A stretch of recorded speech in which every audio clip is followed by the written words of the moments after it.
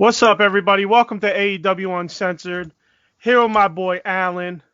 We are the Bridge and Tunnel Connect, Nolan Hash, the Beast from the East, with the least research. And today we got our boy Jimmy in the house. What's up, Jimmy? What's going on, guys? What's going on? What's up, man? Same old Not shit. a whole bro. lot. Oh man, so we don't have no miscellaneous really today. So let's just start off as usual, like smash the like button, as the kids say. Smash, thumbs up, hit the bell, all that shit. Subscribe, like, share, hit up your family, tell them to like, share, and subscribe, or do it for them. You get everything we do at uncensoredalliance.com. Hit us on Twitter at AEW Uncensored. Nothing in between all that. Just one long word. Email us your love, your hate, your questions, your comments at AEW Uncensored Podcast at gmail.com. Catch us on Facebook in our group and our Facebook page. We have one of each. AEW Uncensored Podcast. Search it in the search bar. They'll both pop up. Like one and join the other. Get with us on the show. You join us as a call-in on Skype. The link in the description. We got that link thrown up on our Facebook group. We have it on the Facebook page. We have it on the website. We have it on Twitter bio. We have it pretty much everywhere where you could get that Skype link. And we post it every week when we throw it around Facebook and Twitter. That's where you get on the show with us for live calls. Also, all third-party podcast apps you can catch the show at. If you are listening to the podcast version, and that's what you do weekly, if you ever want to join us live, we are on Sundays at 3:05 Eastern Time, U.S. So catch us there. But anyway, all third-party applications for podcasts, catch us on iTunes. Please rate, subscribe, and share us there as well, because iTunes is the largest podcast platform on in the world, basically. So all that stuff helps us gain in rankings. Google Podcasts, we're on Deezer, TuneIn, Stitcher, iHeart Radio. Catch us on all that, and it's pretty much it for the promos. So just want to say what's up, guys. Yeah, man. Well, good to have our buddy James with us. We've known him for a good many years. Big wrestling freak, just like all of us, and yep, also into AEW. So yeah, welcome aboard, man.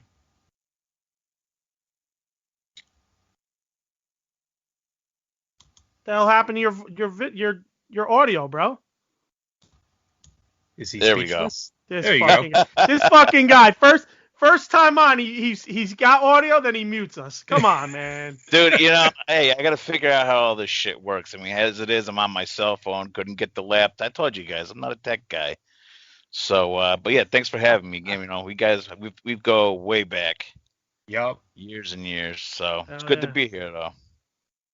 Yeah, for sure. Ready to light some fires. Yeah, it's looking like that. So let's just start off with Dark, man. We'll get to. We'll talk to Dog Collar last. After everything, we'll talk to Dog Collar. We're gonna skip it when we do Dynamite Rundown, because we have a lot to say about it. So, we will do that last. So for Dark, I mean, I again had it on in the background more than anything else. Don't have too much to say about it.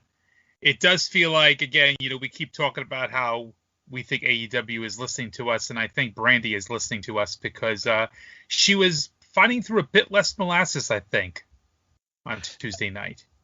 Oh yeah, I was shocked. I think the first thing I did after I saw that, it was I went and told Bill. I was like, dude, hey, you got to watch this match, because it did not look as slow, and some of these matches are just so painful to watch. And this one, I'll admit, I sat through the entire match. I watched it, and then the fucking that again, the horrible whatchamacallit, the run-in at the end.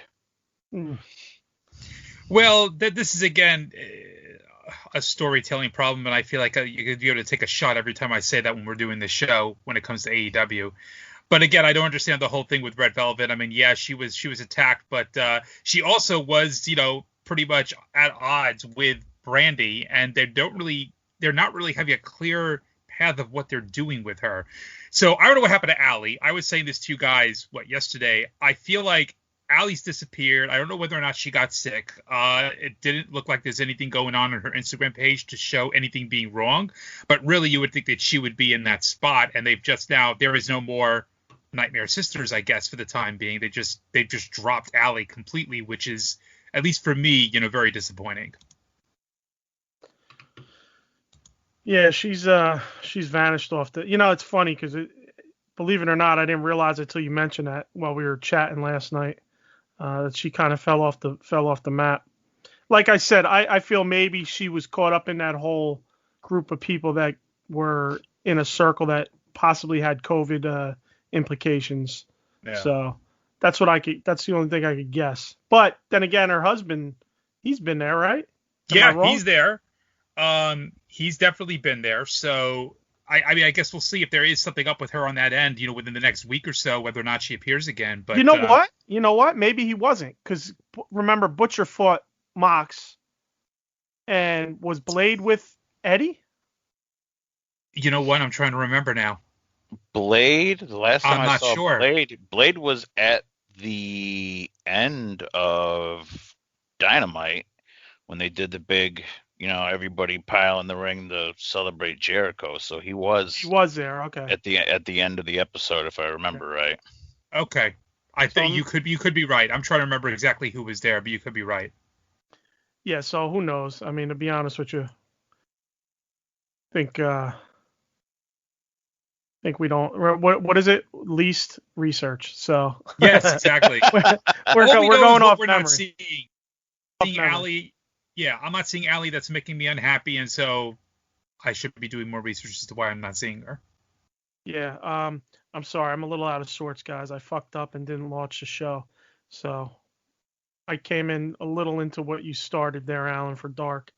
On YouTube. My bad. You guys on YouTube, you didn't miss much. You missed like a minute, and you missed our intro and basically all the promo shit. So, which I'm sure you wanted to skip all the promo shit anyway. But so yeah, all right. So you guys are on Brandy. Like I said, I was a little distracted there. So here's what I have to say about the Brandy Kenzie page. I only watched it because Jimmy had said it wasn't half bad. He was right. It was pretty good. Couple telegraph things in there, Brandy with the arm drags, both women really set up for moves or taking moves way too soon, like the clotheslines that Brandy was throwing on Kenzie Page. She was basically falling before she even reached Brandy. Shit like that. But other than that, the match was fairly clean. Just little things. Like you guys talked, like Jimmy, I think I heard you say about the run-in at the end. This is kind of baffling to me. This is where you fuck up. Like number one, you have a run-in, right? Dustin Rhodes, 55 decades in the business, 5 separate decades he's wrestled in. He slinks off as Brandy's getting attacked. You see him standing in the ring and slink off. Wait, why do you need Dustin Rhodes out there to begin with if you're going to have a run-in and have someone make the save for her? Dustin Rhodes should not be out there. It's a fucking horrible choice by AEW. Whoever booked that segment, Dustin Rhodes himself should have been like, there's no reason for me to be out there. I'm going to make it look bad. It just looks awful that Dustin Rhodes is on camera slinking off while Brandy's getting attacked. So I didn't even notice that. It's fucking ridiculous. It just makes no sense. That's like a Bush League thing right there. AEW has come a long way, but they're still doing shit that fucks up the whole premise of what wrestling is. That is just so easy to avoid. No Dustin at ringside. Yeah. Instead, he comes in to celebrate. She gets attacked, and Dustin just goes, "Oh, she's getting attacked. I'm gonna walk off." all this hugging and awkward shit that they do before matches as they're walking in with the the bumps and you know how I say Brandy looks like she's so awful, like she's just like when she does those ring entrances and shit with people, she's got these awful like weird like talking and fist bumping and high fiving and shit. Like they do all this shit, but then Dustin's like, "Hey, I did all this shit while you're walking in. But you're getting attacked. I'm just gonna roll out of the ring and be like, whatever." You know, so that kind of fucking annoyed me. So thanks, Jim, for making me watch that. Yeah, unless he's turning heel or something and we don't know about it. But then again, that would imply that they know what they're doing over there with that. And I don't think they do, I really, that's just a huge gaff in the angle, bro. It's just like, just something that like super fixable, you know, something that was, you know, you didn't have to deal with at all, you know, and I just don't understand why they did it. They weren't thinking that part through, which, you know, it really grabbed. That's the problem, is it really grabbed me when I seen it happening. I go, fucking Dustin's right there. What is he doing? Rolling out of, you know, climbing out of the ring as she's getting attacked. And obviously, you know why, because it's a setup to have Red Velvet come in and make the save. So, yeah. I don't know. What do you guys have to say about that? Jimmy, anything?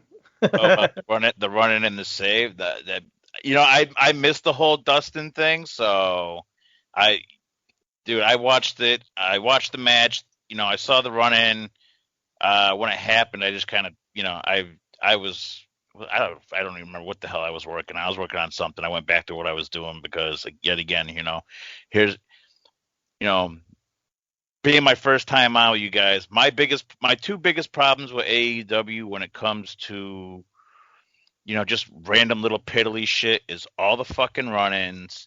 Mm-hmm. And sometimes I swear it should be called AFW, All Faction Wrestling, because it seems like every other day there's another fucking faction coming up, and I'm tired. We have talked about that numerous times in the past. Yeah. That's something we spoke about. You know, just constantly you have somebody on the outside. You constantly have people around ring, run-ins, blah blah blah. You know, too many factions, too many tag teams, too many people interfering. Well, I mean, look, for the tag teams though, I get that because, you know, they are quote unquote indirect competition, indirectly with the other company there, and you know, one of the biggest gripes about them was, you know, they shit on their you know, their tag team division. So yeah, no, well, we're talking more like the multi-man, where it's like 8-man, 10-man, 12-man. You know, they just have to have these fucking, you know, crazy fucking matches with tons of people in the ring.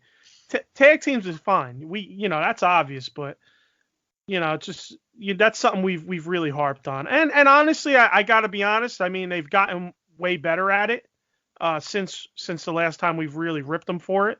Mm-hmm. But they still people are listening. Faction league, right. People are listening. Fucking TK's fucking spies are everywhere in this thing. Listen, we love these guys. Here's the thing, man. Unbiased, we love them, but it's, you know, it's like we always say. If you're my friend, I'm going to tell you the truth. If I really love you, I'm going to tell you the truth. I'm not going to lie to you and bullshit you. You know what I mean? Oh yeah, no. Otherwise you're going to look like a fool no matter what. You know, it's our goal is to make you, you know, try to help make you better. And you know, like our fucking opinion matters, but you know, I feel that there are obviously voices in the fandom that, you know, want to see some things, and they want to give the fans what they want. They've said it, you know. So here we are. We're you know, we want to bring people on to get their voices heard. So yep.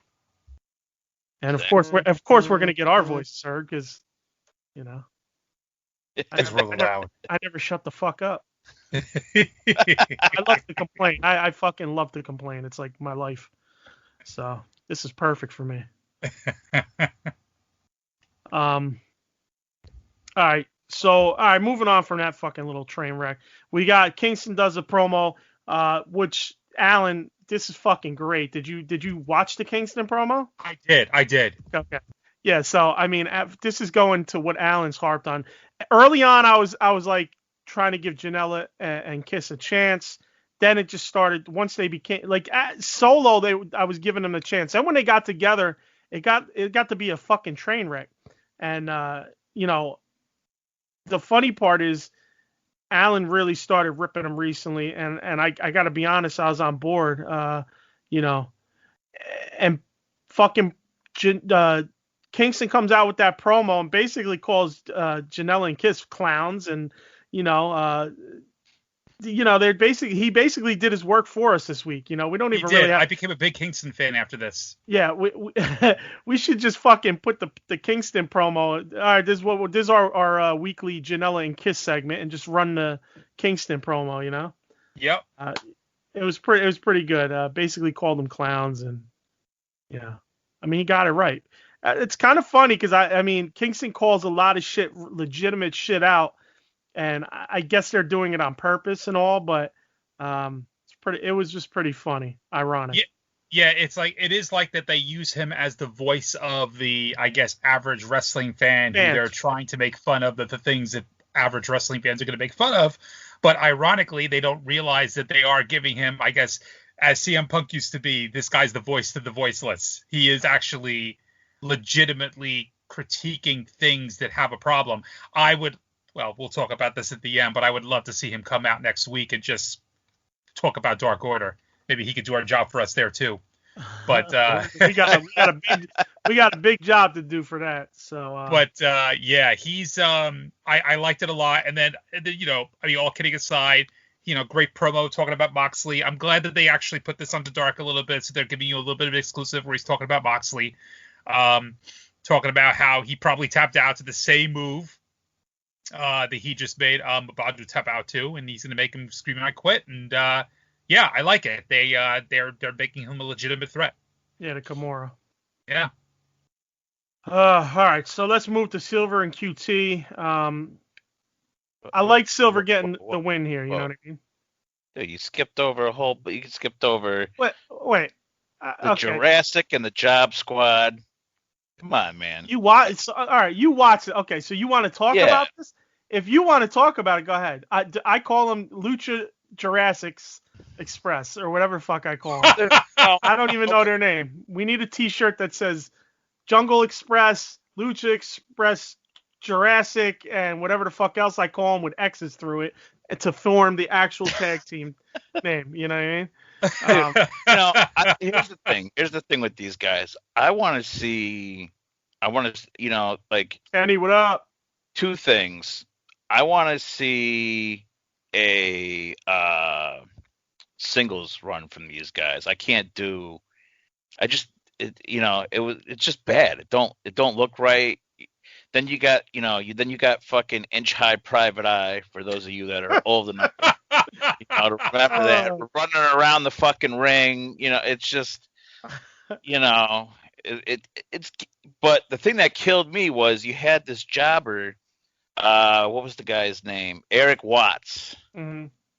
And as comic book guys, I don't know, Alan, if you watched it, if you noticed, did he think he was Thanos or something? It looked like he had the logo and everything on the back of his. Oh, yeah. He did kind of. He had like a Thanos motif going of some sort. Yeah, it did feel like that. It was just, and he just, it killed me because I was just watching. I'm like, Jesus. I'm like, it was a rough match to watch. That's why I didn't watch it.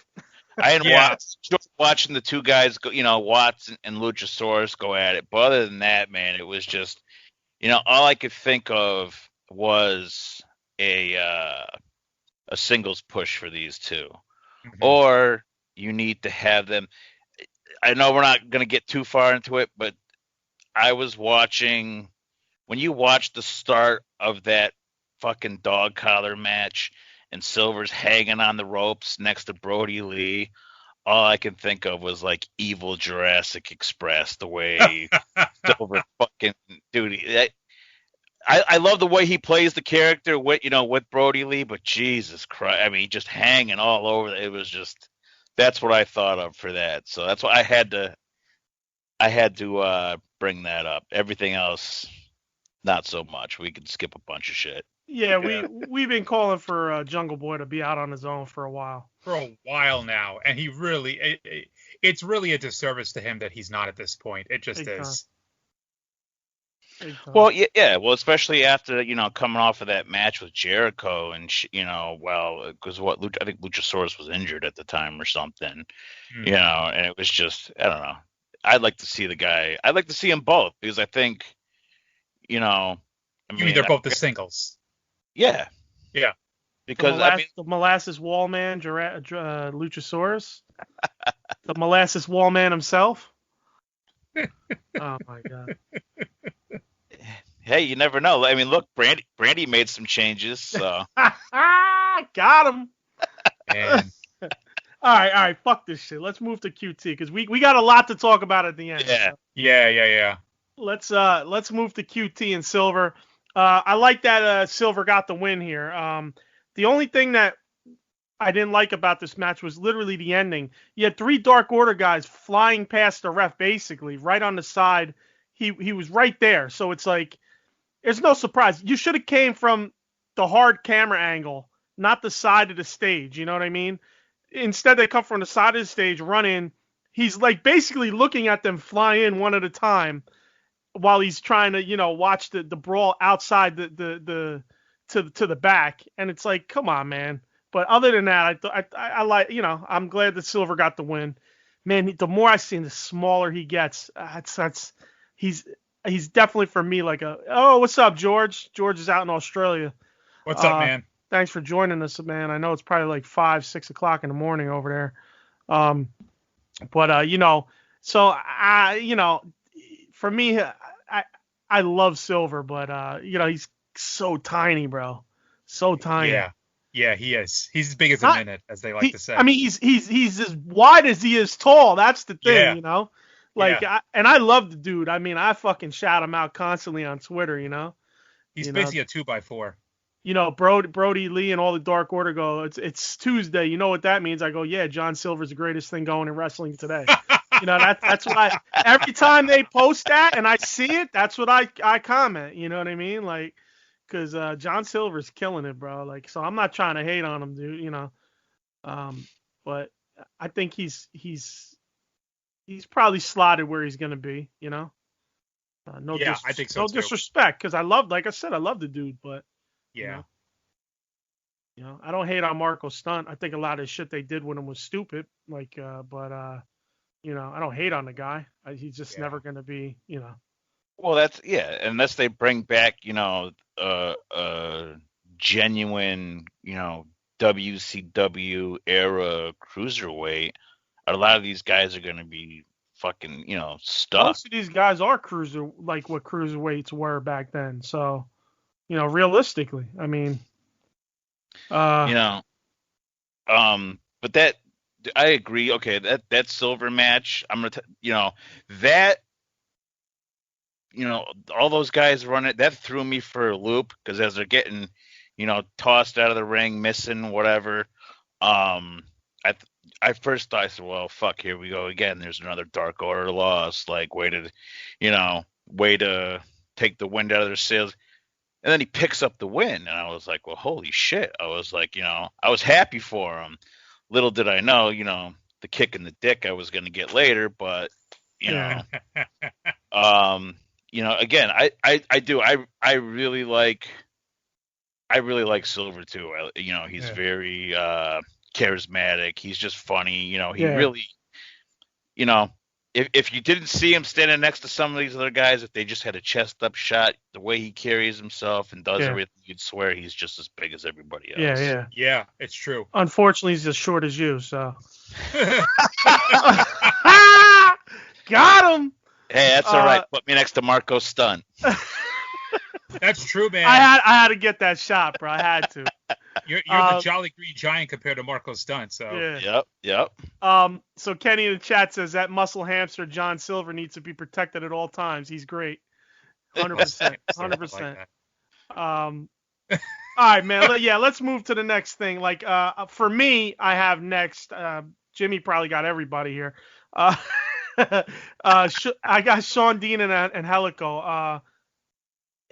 I was hoping for like a nice little showcase because Angelico, can wrestle. I was hoping for Sean Dean to get a nice little showcase here, but basically it was like the thing about Angelico I'm not feeling is like the shit moves at the speed of snails having sex. It's like wrist this, tip this, dip that, do that. Like, yo, I love the technical wrestling, but like you're over technicalizing it right now. You know what I mean?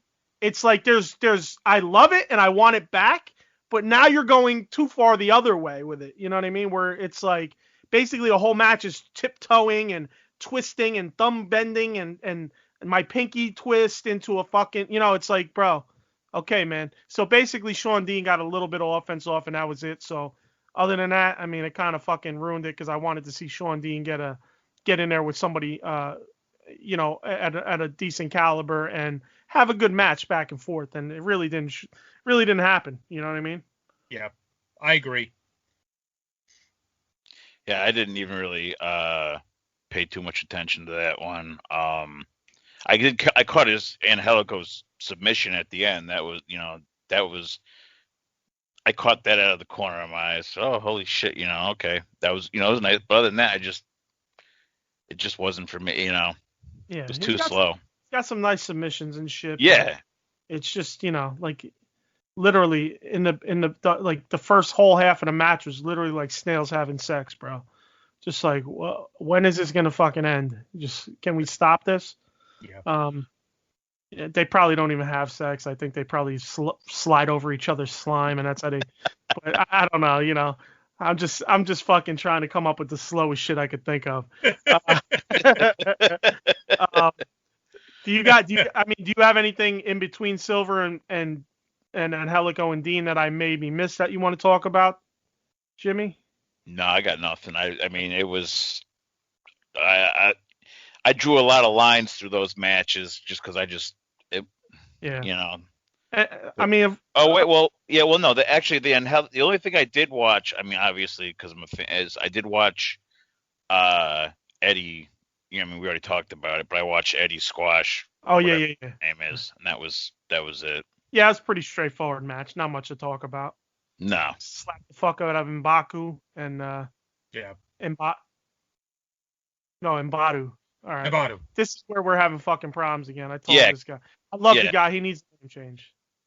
Stick with the gimmick, but you need the name change, bro. Yep. Absolutely. Only because it's just confusing, and you kind of want to make your shit your own, like I said last week. Basically fucking chopped him down, put him into submission. That was M'Badu, right? That he wrestled? M'Badu. Yep.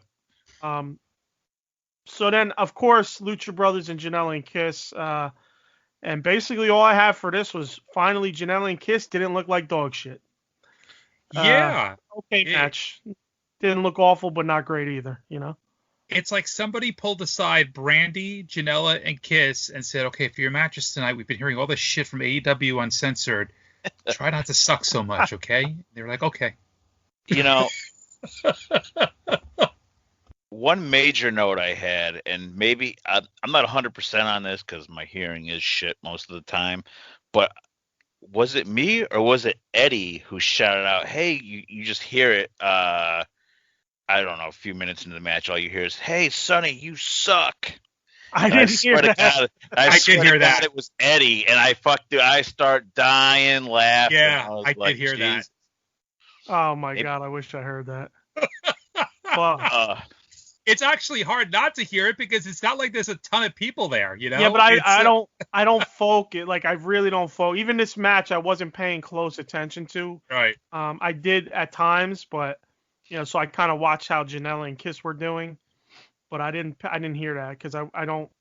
Even during Dynamite, honestly, a lot of people talk about the announcers, and I don't even hear a lot of what they say because I don't focus on them. I focus more on the ring, Yeah. All right, so I mean that's pretty much it for Dark. Yeah. Let's slide over to Dynamite. Real quick. Okay, so we could start this off before Dynamite since there was a lot of shit throughout Dynamite that kind of brought this on. But last week we spoke about Harold Mage being ousted at New Japan. And ironically, this past week on Dynamite, we probably went the whole first year without hearing a single word on air about New Japan Pro Wrestling. Am I right? I think you're right. I don't remember hearing a single thing about New Japan Pro Wrestling. No, and me then, neither. Sure enough, Tanahashi makes a video for Jericho with the giant New Japan logo behind him.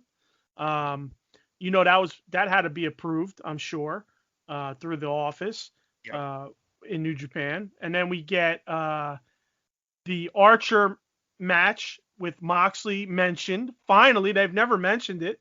They mention it. They got stills from the match. Maybe some other spots in there that I can't recall off the top of my head. But, I mean, right there alone, is that AEW breaking the ice? Or is that they've already broke the ice? Or is that New Japan reaching out to AEW and saying, hey? And then AEW going, oh, this is perfect? Like, what? I mean, what do you guys think? I mean, I personally think I think the ice has probably been broken already between the two companies. And things I are agree. maybe moving forward. I was on the road, obviously. The next day. The only other wrestling podcast or whatever you would call it that I even remotely pay attention to, because I do find a lot of entertainment value, is Wrestle Talk, all the fucking British guys.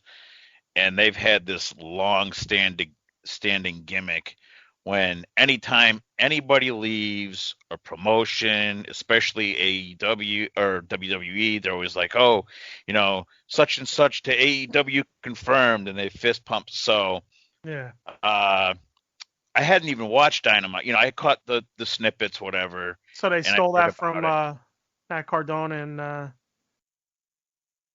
and Brian Myers, or what? For what? The confirmed thing? Yeah. The wrestling pod. No. This is Wrestle Talk. They've been doing this shit, way before these guys got before, what do they call it? Black Wednesday or whatever, when they all got yeah. So I mean, Wrestle Talk, I've been listening to them for, I don't know, probably a year now, if not more. Yeah, that's been a major wrestling fig podcast gimmick too, See, I don't listen to their... AEW confirmed, Yeah, every time somebody leaves. And that's where I think they had to have yanked it from. Because I mean, dude, anything that happened in the wrestling, they would just, they would throw it over the top. I'm joking, but everybody's been, it's pretty much to get a lot of people say it online. You know what I mean? Maybe not a gimmick on a podcast, but a lot of people I see say it. They've always been saying it online. As soon as a guy leaves, like you said, they're like, he's going to AEW. Oh yeah, that's and I think that's just, it's one of those running gimmicks that's just, I don't see it fucking done. I mean, because it's to me, I'll always laugh. It don't matter what the hell you do. I'm always gonna laugh about it because anybody could go from anywhere. Yeah. But I look. I know you have, with some of the NWA guys coming on and stuff like that. I know you haven't been totally partial to, promotions teaming up, but personally, I feel like, look, these promotions need to team up. Again, like I said last week it's like the old territory days. Right. Guys would travel around, because I would like to see that. I would like to see, I like these champion versus champions. I would like to see Nick Aldis, as he calls, the real world's champion, because he's got that, and he's got the 10 pounds of gold. It's an actual, that belt is the most storied belt, here in the U.S. I could be wrong, but from within our age range, that's what I would like to see that. I mean, definitely, it's probably the longest held title, the oldest title ever. It did have dark years, obviously.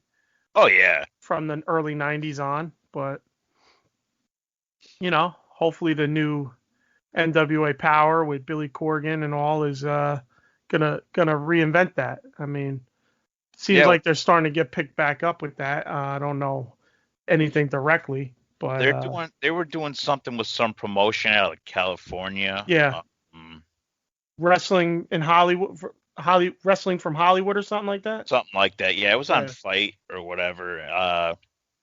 Again, you know, between all the subscription services and everything else, I couldn't justify going out and paying all that just to see, because it wasn't all the NWA guys. There was, some, they cross promoted a lot. So I did catch some of the snippets that he had. He had a match with used to be Mike Kanellis, and so it was a pretty decent match. Yeah. But look, yeah, I mean, end of the day, I would love to see more, interpromotional work especially between New Japan and AEW. I would love to see, the Bullet Club. That's, I would like to see them come over, face the, let's, air, clear the air the dirty long, because there was a big, once they left and all that, there was a big thing with that, with Tama Tonga, yeah. So I would love to see it. Bring it on. Yeah, well, I mean, I think there's a lot to do in there. What were you going to say, Al? I was going to say that I think that with how the business works today, it's kind of a necessity.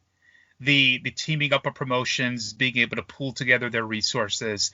You unfortunately do have a situation here where, I mean, outside of AEW, there's just no other competition to WWE.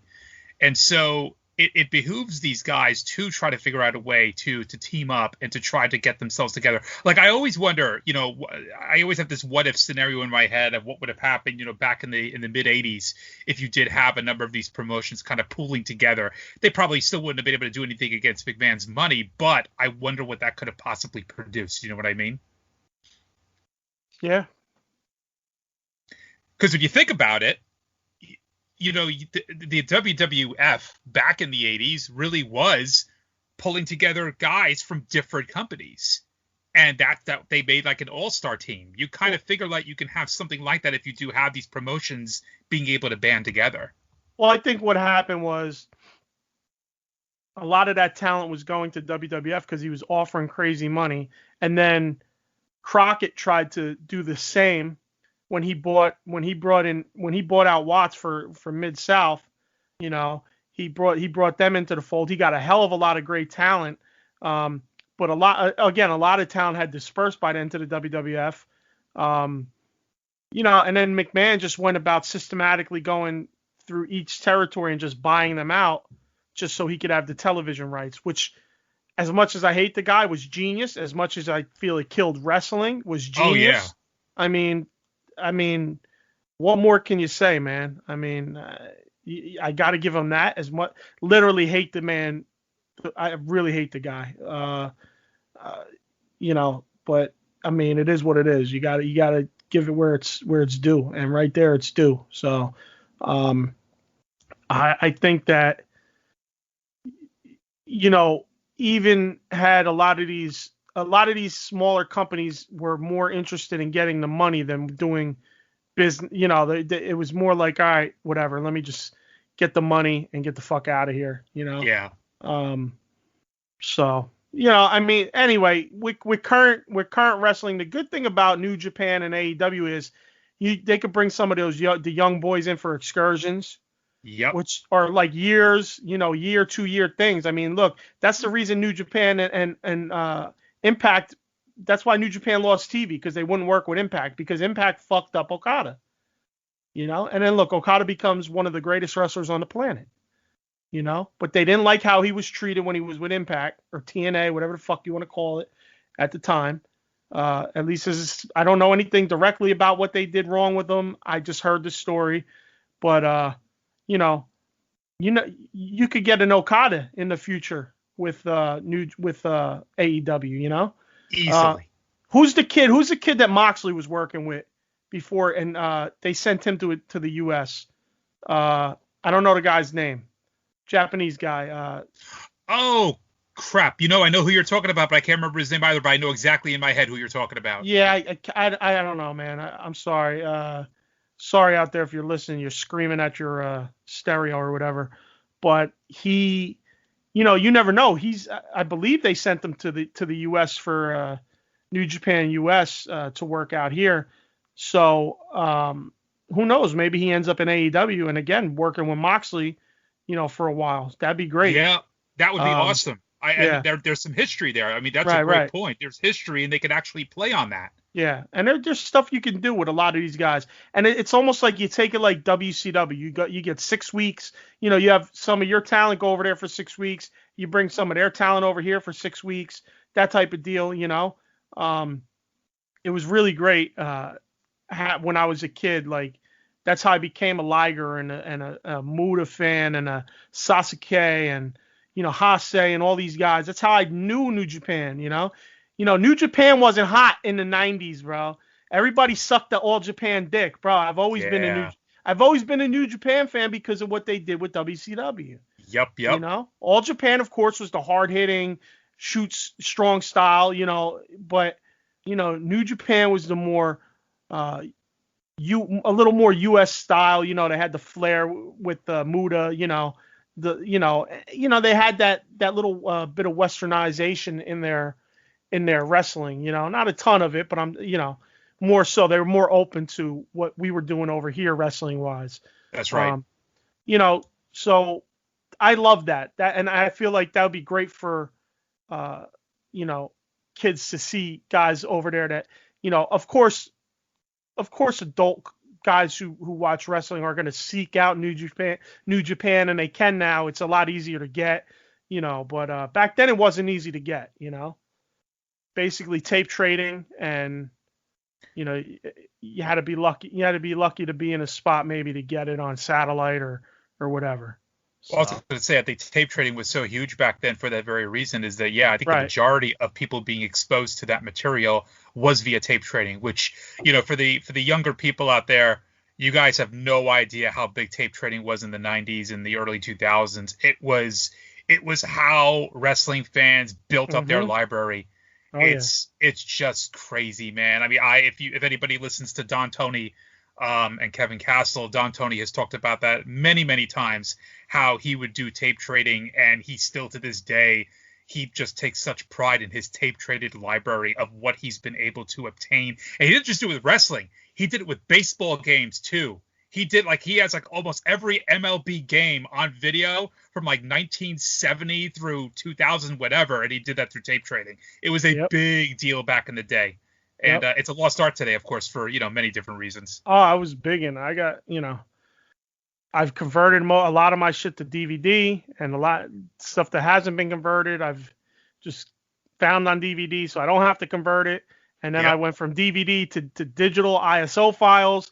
I mean, my Google Drive is like 90 terabytes of footage, and that's not even, I still haven't converted a lot of my VHS, which I'll probably never do. And I still haven't even ripped half of my DVD collection. So, I just, same as I did with the DVD, instead of just converting my VHS, I just said, fuck it, and just went and got a DVD copy of it. And, then now instead of ripping my DVD to ISO, now I just go and I find the ISO of it, so makes it a little easier, less time. But yeah, I mean, obviously I have shit that I taped when I was younger, pay-per-views, I'd got a couple friends, bought out a couple friends that had pay-per-views they recorded themselves, so they're original copies of them, so I kept that stuff. But tape trading was so big, man. I had a website, I was on all the groups, there was at least 3 groups, so it was fun, man. But that's where you really got your variety of wrestling, Anyway, Jesus Christ, we went off the beaten path there. What's up, Eddie? Kenny says Juice Robinson. Yeah, Juice is another one. He has some history there. All right, so yeah, let's get to Dynamite, man. We could probably rip through Dynamite because there wasn't much, and honestly, there was 2 matches I really didn't fucking pay attention to. You guys probably did, but let's start with Cage and Hobbs for the FTW title. They're claiming this was the first time it was defended. I believe if you go back on a couple dark matches, he had quote unquote defended it. I could be wrong there, but I do recall he defended it on Dark. No, I think you're right. And when I heard that, I kind of scratched my head, and that's what made me think, because I know we've talked about this before. I mean, how much they're really having Dark be, quote unquote, in continuity with Dynamite. But, I mean, Kingston's promo should have sealed the deal that they are. But yes, I believe you're right that he has already defended it. So I guess this may be the first time he simply defended it on Dynamite, and they're just simply saying first time, period. Yeah, that was the first time, on Dynamite. Yeah. There was a lot of, I follow a lot in the Instagram and shit, and people were, flaming, the comments about it. Oh, well, he's defended it on Dynamite once or twice, but who the fuck cares? Here's a belt. Why is this belt on fucking TV? It's a belt that's not recognized. You have, this is another issue I have with AEW right now, is this fucking belt. You're going down that path of having too many belts. If you want to have one more belt to add into this promotion, why not women's tag team? No, fuck no. Yep. Dude, bro, I want to slap the fuck out of you. I'm throwing it out there. Women's tag team. This promotion needs right now. Hey, yo, did you see the reflect? I had the reflex, bro. I was ready to fucking backhand. Oh yeah, bro. you know what? It's not a popular opinion, but you know what? Fuck out of here. That's as bad as going to a 6-man. Fuck out of here, bro. No, it's worse than going to a 6-man. Yeah, I know. No. You know what? I'm gonna stick to it. I'm gonna stick. The women's division is fucking awful. Who bro. do you who do you put in there? Is the tournament that they had, the quote unquote tournament that they completely fucked up from a storytelling perspective? Oh, God. That told the story that you don't really have a viable division to be able to even sustain. That's the word I was looking for. You can't sustain a tag team championship for the women if you can't even sustain a tag team division for women, let alone a singles women division. Hey, sustain. If you need to know what sustain means, it means carry for a long period of time. Here's the thing, though. But you can if these promotions are going to be working together in the future. Okay, you're going to have an influx of talent. But they're going to work together, but it's not going to be a constant always. It's going to be 6-week shots. But it doesn't need, look, it's a women's tag team division. There needs to be something because you're going to have to showcase some of this shit. Because eventually these women are going to, as much as Bill's shaking his head right now, these women are going to turn it around. They will, yes. And there are a couple women that I feel are good. But, dude, right now it's indie-rific right now. And worse than indie. It's like green as fuck indie-rific. All right, you got Shida, you got Bunny, you got a couple women doing it. I can't. Serena Deeb, of course. So you got some women doing it. But you've got 4, so you've got like 2 tag teams. There you go. Right.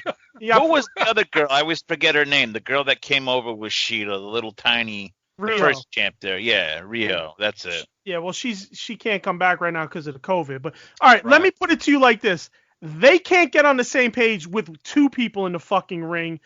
What the fuck you think's happening when there's 2 or there's 4 or 6 people in the ring? Because they've already done it, and most of the times it's been a disaster. Well, yeah. You know what? Let's go back. Was it last week? You guys were talking. Look, there is talk of a quote unquote third program for AEW, if I'm not mistaken. Yeah. So then you would go back, turn Dark into, an NXT type situation where, again, it's background noise. I watch it a little bit here and there, but that's where you put the women. Go ahead, Bill. Go ahead. Light me up, because I see you. You're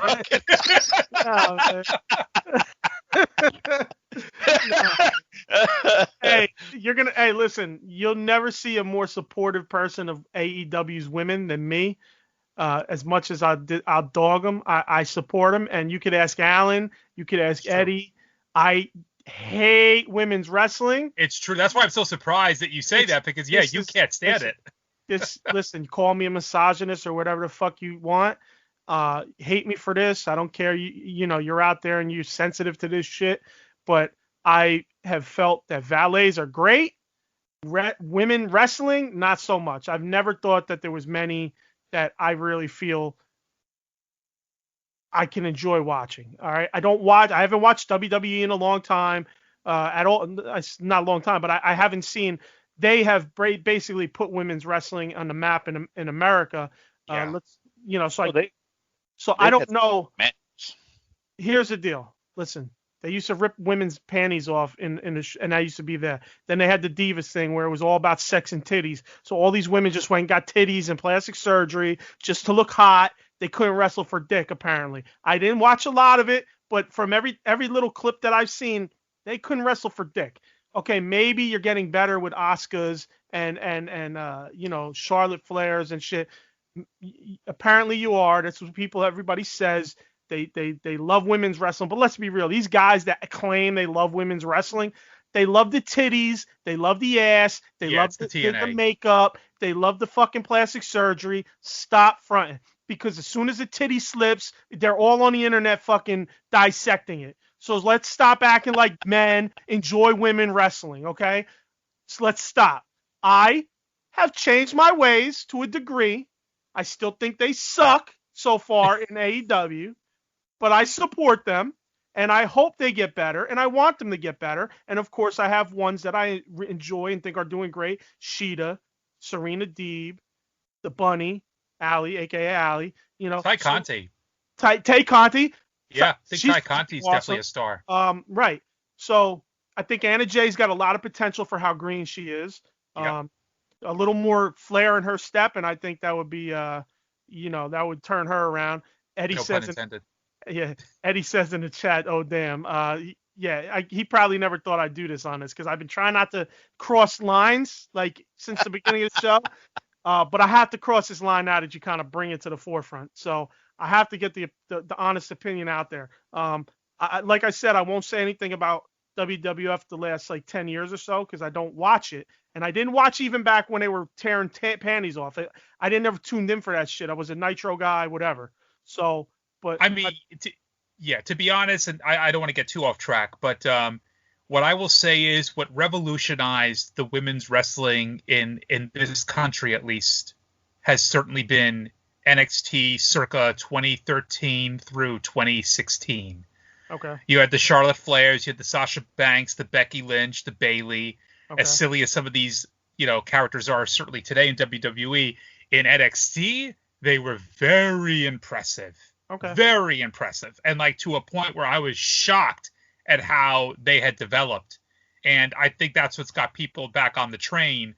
But I personally feel that AEW has taken that backwards, unfortunately, for the most part. Understand the difference. You got to understand AEW starting from scratch. They don't have a minor league. They're taking people off an independence, which are green as it is. And like we've talked about in the past, when you're working independence, it's about what you can do to get fans that want to come see you again. It's not about how clean you work. So I understand that. So anyway, shit on me all you want. Call me a misogynist. Call me a fucking a male chauvinist, whatever you want. Listen, I love a nice woman on the arm, but other than that, we need, Flair style, Randy Macho Man, Elizabeth style. Other than that, that's what for me, wrestling has been, so I'm coming around. All right. I'm a Mr. fucking male chauvinist pig, whatever. Cry me a fucking river. Send me an email.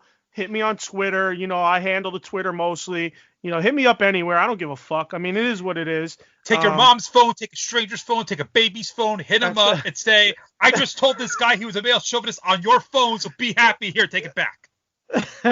Yeah, so listen, wear your pink pussy hat, send me a pic, whatever. I got no problem with women being strong women. Women equal as fuck to me. Women are way better than me. That's not the point. This has to do with fucking wrestling.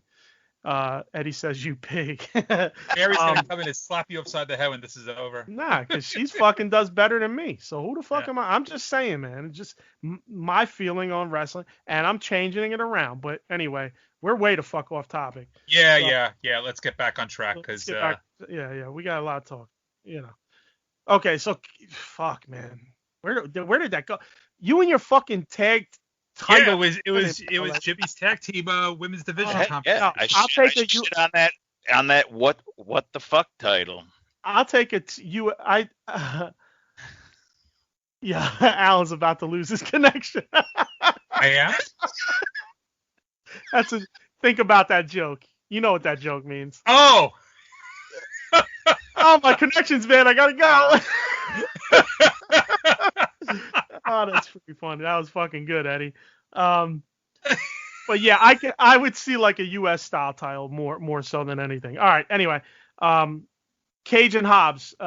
Impressed with the match, man. You know, Cage is obviously a big motherfucker that could do a lot. Hobbs held his own. I love the attempted frog splash that he went for. Big ass motherfucker going for that. That looked good. And I love the match overall, man. I really think they did their thing. Yeah, agreed. Very good match. One of the best matches certainly on the evening. Yeah. Oh, definitely. Yeah. I mean, hey, anytime you can see two big guys that fucking athletic pulling off some of these moves, I mean, who doesn't like watching that, really, you know? And that what I can't remember. I think that doesn't that tee up for the end of the match. Darby came out. Doesn't that tee up for next week is the tag match? I don't know if they have a match announced, but Taz obviously gives Hobbs an option to join Team Taz or get his ass beat. Of course, Darby gets the music playing, you know, does the run in, doesn't do much. He just runs him off. And that just brings Darby deeper into the feud with Team Taz and Starks and Cage. So I don't know. Did you see that there's going to be a tag match next week or? I was looking. Yeah, I'm looking for my notes on what's happening next week. I can't seem to find them at the moment, but yeah, I was wondering too if that was something that was set up directly for next week. I'll have to take a look. I'm gonna guess it will. Yeah, makes sense. Nothing else, Alan? You got nothing on that?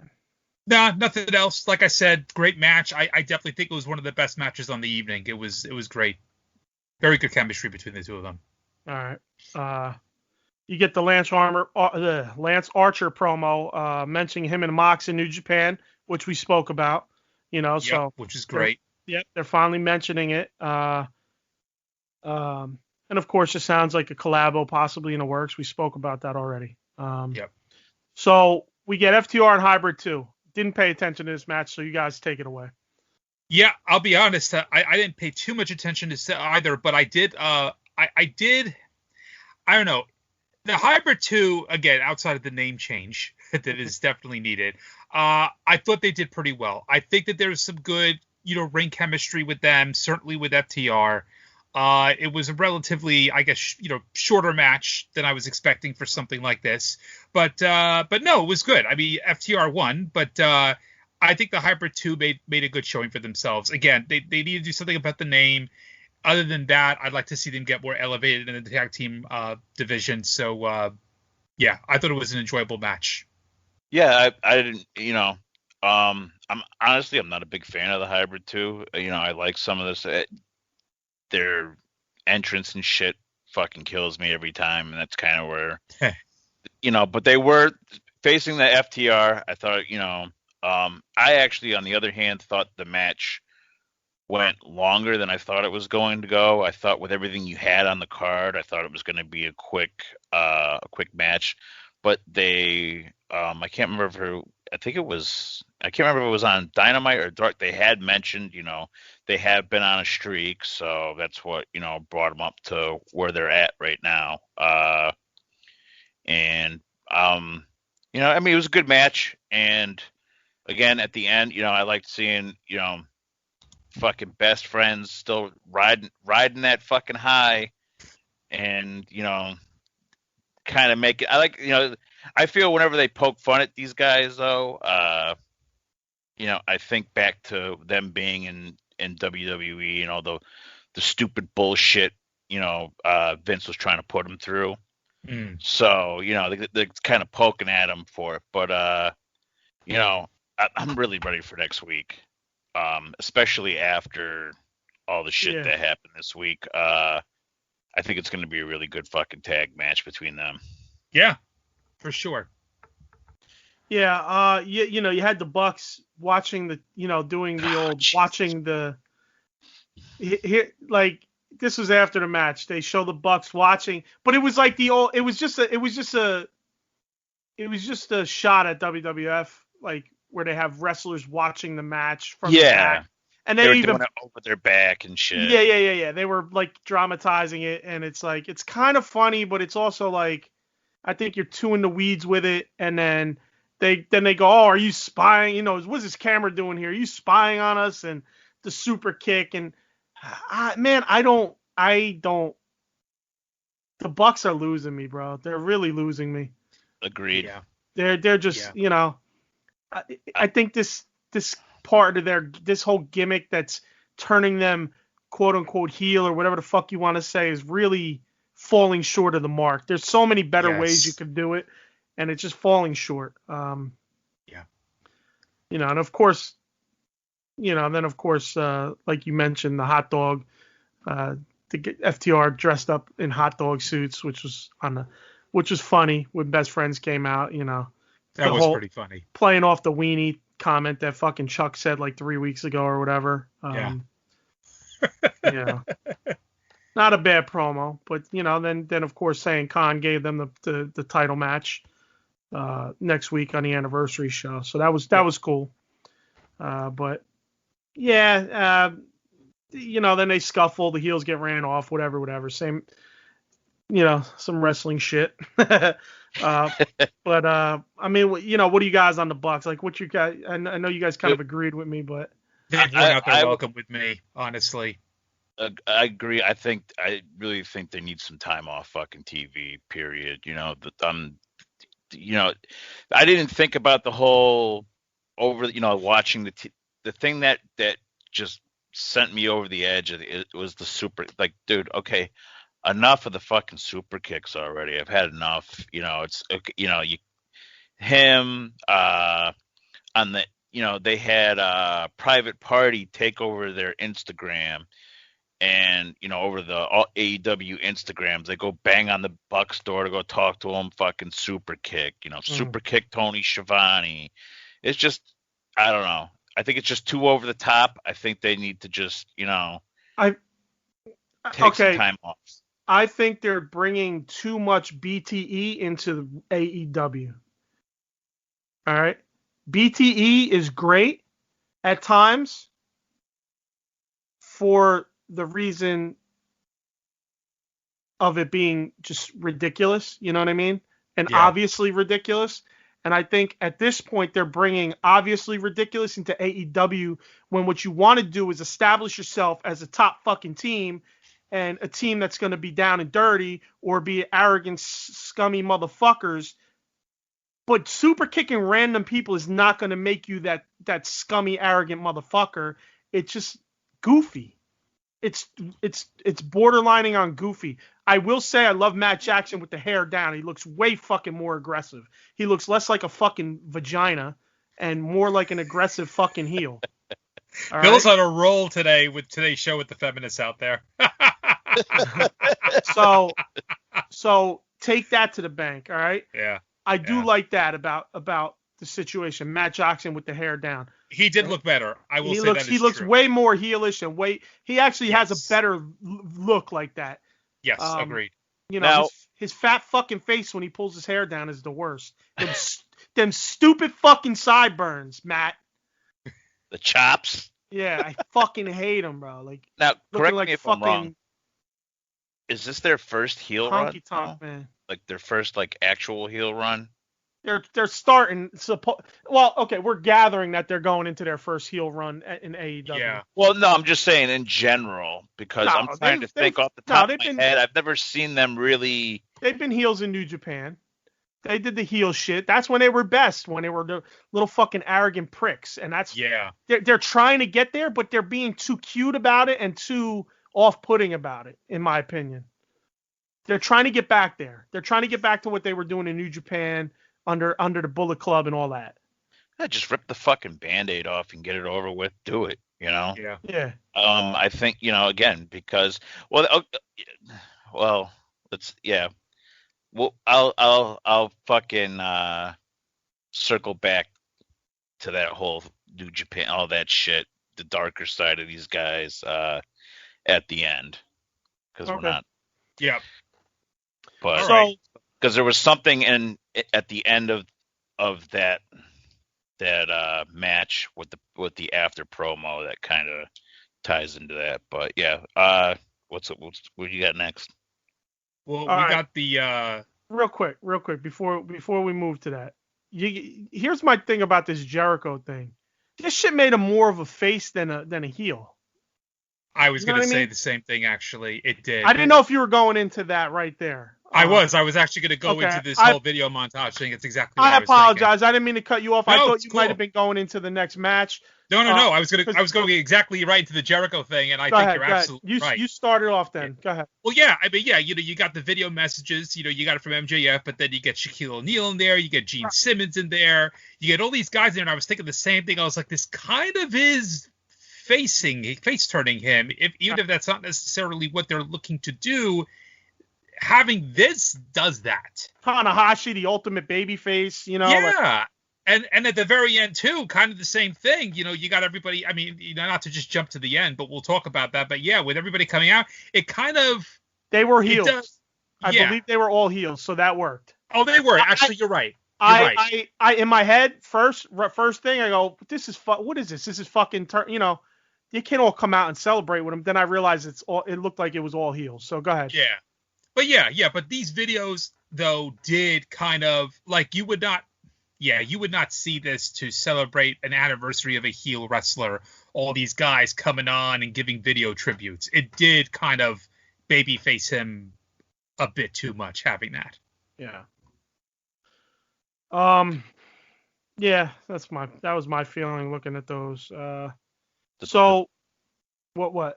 You got because I don't know. I feel like you're gonna fucking gloss over this, and I wanted to give you assholes credit from last week. The three tourney entries. The tourneys. Yeah. Yeah. So Hangman. Hangman. Yep. Yeah, I got that after the dog collar match. But yeah, we're gonna move to that. We're gonna move to that anyway, because all right, at this point the dog collar match happens. We're gonna skip it. We're gonna do that at the end. Real quick in the chat, Kenny says it might just be me, but there's a bad lag on the stream. Hopefully that's just you, because I fucked up and started the stream a little late as well. Oh man, let me see. Damn you, Kenny. Damn you. No, thank you, because that's huge. It says excellent connection, so I'm hoping it's you. No offense, but I hope it's you.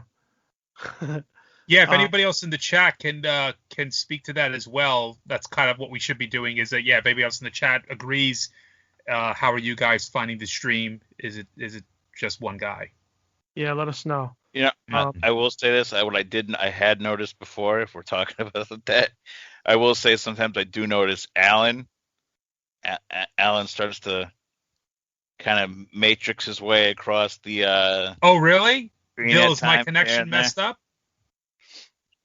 Alan's like an old kung fu flick dubbed English dub. Yeah. Oh, really? Yep. Oh, crap. Yeah. It's. I told you, bro. You don't want to hardwire, bro. So you don't want to hardwire. This is what we deal with. You're good though. Your audio's good. That's all that matters. Good. Okay. They could just clown you for how shitty your video is. That's all. What you gotta do? When it really gets real dubby, you gotta get one of them effects for Alan. You gotta get him the fucking the white Fu Manchu from fucking Kill Bill. There, the guy that flips it all there. Get the old kung fu karate movement sounds. Yeah. Maybe you can Photoshop Godzilla walking in the background behind me. You can put Godzilla behind me in the background. Oh shit. Flaming at his face. Oh, dude, that's what we'll do with the flame effect. Have it come from Godzilla. I'm listen. It was hard enough doing the flame effect. I got it down. All right. Jesus Christ, guys thinks I'm fucking Bill Gates over here. Holy shit! I barely fucking start. I didn't even start the stream on time. I'm like, okay, I start stream, and then I forgot to start it through. I started in OBS. I forgot to start it on YouTube. Like an asshole. All right, so we're skipping through that. So like you said, then they basically go to an announcement. And go ahead, continue what you were saying. Yeah, no, you guys hit it right on the head. I think that's where we're leading to. They announced Wardlow, fucking Colt Cabana, Yep. which I'm over that. And Hangman, and I think I really think you guys hit it on the head last. I mean that's how I felt as well. When you were talking about it. I do still think how I felt last week about giving letting that build up a little bit more, but it looks like they're going full steam ahead with Hangman Omega, so we'll see how that. Yeah, we'll see where they land on the brackets. I mean, that'll be the tell. Well, they're on opposite sides. That's what, if I remember right, that's what they made it seem like. This was the opposite side. Opposite side. I didn't see that. So as far as I could tell, that's what they were saying. They were saying the opposite side of the bracket they announced, or whatever. If I remember right. If I'm wrong, again, I'm least research. Yeah, buddy. least research. Exactly. I didn't try too hard. Listen to us try to stumble across this fucking podcast for 2 hours. I know how I get when I'm listening to the podcast, and I'm like, oh yeah. Oh, yeah. Hello, can you finish what the fuck you're saying? So, trust me, I understand. People listening to this are probably even fucking doing that 20 times a podcast. Get to the fucking point, Bill, But, all right. So, then we get Omega with the promo. After finding out, so he's cutting a promo, I believe, and then mid promo, I believe he finds out Hangman's getting a shot in the tournament. So I just felt like the promo was odd. It was just too goofy, too weirdo, too much like weirdo shit. It's like Kenny's just giving me a mix. It's like sometimes he's doing okay, other times he's not. And like when he found out that, I guess maybe he was doing okay early. And then I felt like as he found out Hangman was in there, it just got weird, and him like he's almost like he was going deranged, like the fucking Joker or whatever. It's dude, my kid asked me, he goes, "What the hell is wrong with this guy? Is he drunk?" Yeah. And I was like, come on, man. Like I don't know, man. I think Kenny needs to fucking take how the fuck do you put it? Of himself. He needs to take his control of himself and say, listen, I gotta stop with the bullshit, and I gotta really fucking put my all into this.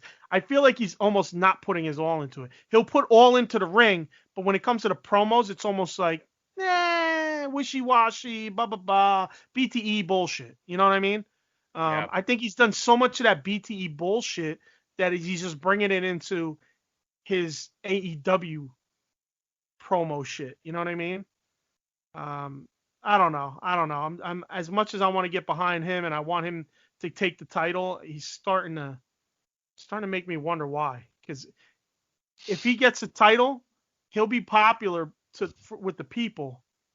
But after a while, will he be popular enough and be able to keep it up promo wise that they're going to stick with him? That's going to be the real question.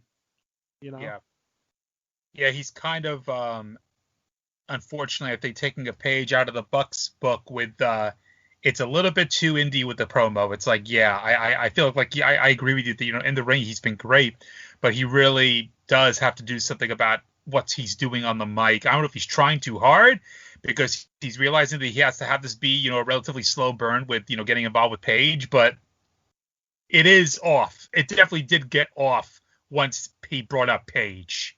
For sure, and it was noticeable. Yeah, and I understand they want that from him, but the way he's portraying it isn't good. I get exactly. That's the angle you want, but you're not acting it out well. Exactly. The basic rundown, like in my mind, it's like I could see where you're going, but it's not going well, Yeah. So then we get Serena Deeb and Big Swole. I mean, listen, man, I'm not a Big Swole fan. I'm not. I'm not either. I've never really honestly been a Big Swole fan from the beginning. Like I don't know what it is. I don't know if it's the over the top stuff. I think she's all right as a wrestler. She's not like doing it for me in terms of like getting me invested. I felt Deeb is great, man. She's smooth in the ring. The match was pretty decent. She makes me believe when she's in there, that these moves are happening, not choreographed. But the end of the match got a little sloppy. I'd say it was decent match, but it got sloppy towards the end more so. There was that rolling elbow strike that was just, again, now, thanks to fucking Allen. Anytime I see something slow, I just think of, the wall of molasses. That is a shirt. That has marketing. To be a shirt. That's what marketing is all about. Getting it in your head so you'll buy a shirt. Oh, it's stuck there. But yeah, I mean, I agree, man. It was a decent, again, I find her entrance a little, it's like, okay, I think it would be different. I would buy into it more if, there were a bigger crowd there. I just, I think you would see the crowd would feed into it, and then for those of us watching at home, we might feed into it, we might buy it a little bit more. But I just, again, I mean, the match wasn't that bad. It did slow down. I think, and again, you talked about it last week, and the announcers mentioned it in a few of the matches between Dark and Dynamite. And our fucking weatherman on the ground, Kenny, there could tell us it's still fucking humid as dog shit down there. So, these guys are gonna, dude, it's fucking humid. I only lived in North Carolina, and that was bad enough for me. You walk outside the door, and, you're choking on the fucking air. So for these guys to be doing what they're doing in the ring, I give them a little bit, I don't light them up as much as I want to, because you're wrestling outdoors. Right. It ain't like fucking WWE where they're in the and I'm sure it's got air conditioning and all the other crazy shit. These guys are outside putting on some decent fucking matches, but it's humid, Yeah. So, I mean, that's all I got for that. Okay. Alan? No, yeah, I mean, Dee looks great. I agree with there. I'm just, I agree with you with Swole. I'm not a big Swole fan. She definitely made Swole look pretty decent because that's how great Deeb is. But I'm glad to see her. I hope she's going to have more of an effect, certainly on the whole division. But not the biggest fan of Swole.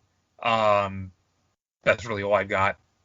Yeah, but Swole's not awful in the ring. She's not great either. She's not awful. She's just there, I guess is the best way to say. She's just there. She's above average yes. In AEW. Yes. But I don't know. I just haven't been a fan of the character since she started.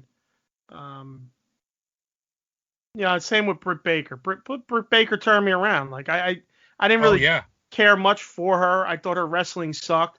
But when she went heel, I really then she made me interested in her. You know what I mean?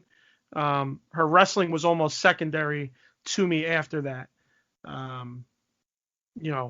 So listen, there's always time to turn people's opinions around. So then we get Moxley with the promo. He's talking up Archer, building to the match on the anniversary show. He's a pro. He always does what he has to do to get his opponent over and to get himself over. The line I loved was, "You don't beat Archer, you survive Archer." Yes, that's such a great fucking line, building your opponent, making him look like a monster savage. You know what I mean? Yep. So I really like that line. So that brings us to Jericho and Hager then. We got all right. Here we go. Jericho and Hager versus Luther and Serpentico. I forget what their name is. Chaos Project. Chaos Project. It was fucking chaos. All right. Here's what I'll say, because I didn't pay close attention. Let me say my quick piece. I'll let you guys handle the rest of it. The stupid pile-ups for dives. Jericho gathers everybody. Come on. They go, they gather up, get the dive. Then, of course, you get Luther almost killing himself to do a tumble off the top. Man, the gathering of diving shit is starting to wear on me. It worked in that one Brodie Lee match because of how they handled it. It was almost like he used Dark Order to catch him. Then he went in and did a dive of his own. So that made sense why he gathered everybody together. It was like a ploy. But most times it's not a ploy. These guys aren't using it as ploys. They're using it to ball people up to fucking get landed on. Yeah. So that annoyed me. But other than that, I didn't pay too close attention. So have at it, guys. It sounds like you guys have a little something you want to rip. I mean, I guess we're Jimmy shitting does. all over this show, bro. So, yeah, I don't have so much to rip about with the match itself. I do think that they could have chosen a better match as a showcase for Chris Jericho's 30th anniversary, but that's me. That was Jericho's choice. He wanted to wrestle his buddy. Yeah, so there you go. I'll let you go to it, Jimmy, though. But, you wanted to wrestle your buddy. That's great. Dude, Luther's past his fucking prime. Dude, chucks are not for fucking wrestling, dude. Drop the chucks. Get you some fucking shoes before you eat shit again. Because, I mean, dude, that was horrible. That, and, he just wasn't. I don't know if there was an exchange between him and Hager. I don't know if it was, somebody wasn't selling, I don't know if Hager wasn't selling the throwing of the punch or Luther just wasn't selling. It looked like shit. And I lost interest, and I wanted to believe in this match. I had talked with Bill about it earlier in the week. I was like, hey, but I was like, I feel like even the announcers were trying to fucking sell the match. Like, oh yeah, look at Luther, he's doing some moves he hasn't done, and we've never seen. It's like, the guy's past his prime. Like, I don't get it. I don't understand. Unless AEW is going to start putting on more fucking death matches and stuff like that. What is he really doing there? Except to maybe show some of the younger guys some shit that he used to be able to do. Yeah. But I stand by it. Chucks are not for fucking wrestling. For God's sake. And I love chucks. I've got fucking 8 pairs on my own. I love wearing them. They're comfortable fucking shoes for me. But even somebody as dumb as me knows you don't wear that shit for fuck. That's like me wearing fucking open tone fucking chancletas to fucking work and dropping a fucking pallet on my foot. That was the one thing I had that all in big fucking caps in my notes because it fucking drove me up a wall. And then you had that. Are we gonna talk about post match before we get into? Okay, go right into it. And then you had the Chris Jericho fluffer meeting with everybody coming out, hugging him, and all that shit. And what did you guys feel about the whole MJF coming out? And because I thought it was here, we talked about it earlier, the face, turning face, whatever. I thought maybe it was possible because he's out there, he's addressing the crowd that's there and the people at home, starting to thank him, and then MJF comes out, interrupts him, goes through his spiel. I thought, after everything we had already gotten, I definitely, had we gotten that face turn right then and there, I probably wouldn't even be on this fucking podcast right now. Like, that's how I like it just AEW is just fucking, dude, what are you going to have for a pay-per-view if you're continuously fucking blowing your fucking dog collar match? Then you got fucking, Archer and Mox next week. I get it, it's your anniversary show, but what are you going to have? Because the pay-per-view is what, next month, right? Yeah, November. Yep. What are we going to have? You got number one contenders, fucking best friends going up against FTR anniversary show. Yeah, they're going to probably turn. It's going to be the Bucks versus FTR most likely. Yeah, you're going to have probably Hangman Kenny. You're going to have Mox versus probably. I'm going to guess Mox is going to go against Kingston. I would take that for a pay-per-view, Mox and Kingston. Yeah, I have a feeling. But yeah, I mean, it just that whole ending segment fucking bugged the shit out of me. Outside of Chris Jericho clearly produced the entire fucking show according to those credits that rolled across my screen. That was actually, yeah, I thought it was silly at first, but it was kind of like, nah, you know what? Pretty funny. That was good. It was a cute little thing that they did there. I didn't really mind it so much. It was funny. No, I liked that part because it was like, holy shit, you know, because it sticks with, you know, his heel. You know, everything is all about Le Champion and everything that, you know, so exactly. Kenny worked out. Kenny in the chat says Jericho and Lance Storm would have been a better option, but not sure Lance would do it, which they probably had spoke about it, and like you said, he probably wasn't interested. And then you got MJF is such an amazing person to support Jericho on his 30th anniversary show with yet another gift, a class act, MJF 2021. What would a show be without Kenny MJF 2021 in it? Exactly. Yeah, I fucking shake and bake, Kenny. Shake and bake. I liked MJF coming out and giving him the picture of himself, you know, Jericho, you know, then being like, what the fuck is this? Smashing the clown. I thought bringing the clown out was a little weird, but it gave, I guess, a prop for him to smash the picture and then give him that Judas effect that looked like he took the guy's fucking teeth out. So it wasn't too bad. I liked it. Of course, he mentioned Sammy. Oh, I'll get you the the jacket, Sammy. I'm sorry, you know. Still pushing that off. Yeah, I still think that's feeding something. I do. I mean, I do think that that's feeding something there. Yeah, they're going into something. Yeah. I don't know if you guys caught that little hint or homage, but MJF when he first started, I believe he said he was saying something. He goes, "It's true, it's true." Oh yeah. If you caught that, and obviously Kurt Angle is apparently going to be on the Jericho cruise, so yes. I don't know if he was hinting at. I thought that might be Kurt Angle under the thing when he was saying that. Oh, that would have been pretty cool, actually. Right. So I wasn't. I was like, is that Kurt Angle under the thing, dressed as a clown, or what? Because he did say, he said it's true, it's true. I was like, oh shit. But then I guess maybe it's just like kind of a callback to the fact that he's going to be on Jericho's cruise next year. So, right. I thought that was a little thing that I don't know if many people caught. I hadn't heard anything on the few podcasts I listened to, but yeah. So are you guys is you got enough on the end there? Because I'm gonna launch into the next. Yeah, let's go into Dark. We actually don't really have a lot of time. And we're gonna, I'm sure, make this quite memorable. Let me. We need like a sound here, like get the flames. So, we need like some produced.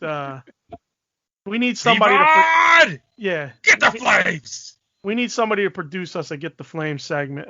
Yeah. So we can play that. Okay, so this was the death of the Dark Order, in my opinion. I won't say that it's not redeemable, but I think it was the nail in the coffin. All right. Us here on Uncensored are fans of Dark Order. I don't know if Alan's been on board as long as me. I've been on board since the beginning. You have. All right. I believe Alan has come along and started becoming a Dark Order fan. I've been from day one. Give him the chance. I thought Uno looked great while everybody shit on him. Thought he could talk. I thought he could wrestle. Of course, the last show before they went off for Christmas break, you had that creeper fucking not punching Dustin, which gave more people ammunition. I felt they had started to rehab their look and their vibe in the company. And then, Brodie goes out there. He smashes Cody. just demolishes him, takes the title. We from that point we get some good stuff and some lackluster stuff in the what is it, 5, 6, 7, whatever the fuck it was. 5 weeks. It was 5 weeks. 5 or 6 weeks now, I think. Yeah. Right, between that and this dog collar match, where you've had some ups and downs. We've had the pay-per-view. They shouldn't have lost that tag match. We felt that they definitely should have been crushing guys, running in, smashing dudes. Just what they did in those segments with Cody and the Nightmare Family, they should have been doing in a general sense, and really taking back Dark Order and giving the people a totally different vibe from them. However, I got shit on by some people, not a lot, because a lot of people agreed, but I went on Twitter. I was like, you know what? Let me tweet about this a little bit. I got on the AEW Twitter, and I started, they had commented about congratulations, so I started reading people's comments, and then I, of course, agreed with a lot of the comments saying they buried him. They buried Dark Order. They buried Brodie.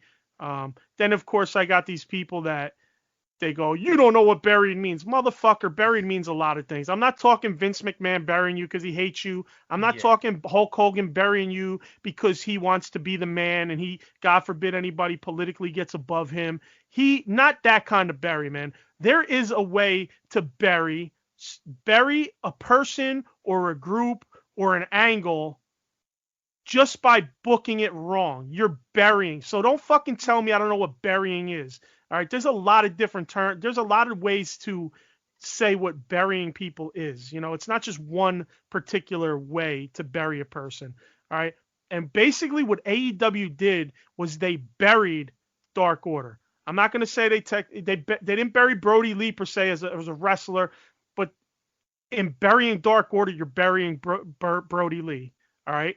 You use basically Brodie Lee as a transitional champion just so Cody could be off TV for 4, 5, 6 weeks, only to come back and take the title back.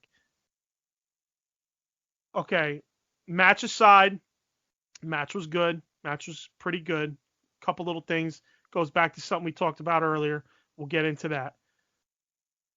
When you do that, you take a team that was already suspect in a lot of fans' minds, and you totally fucking shit on it when people are starting to get behind them.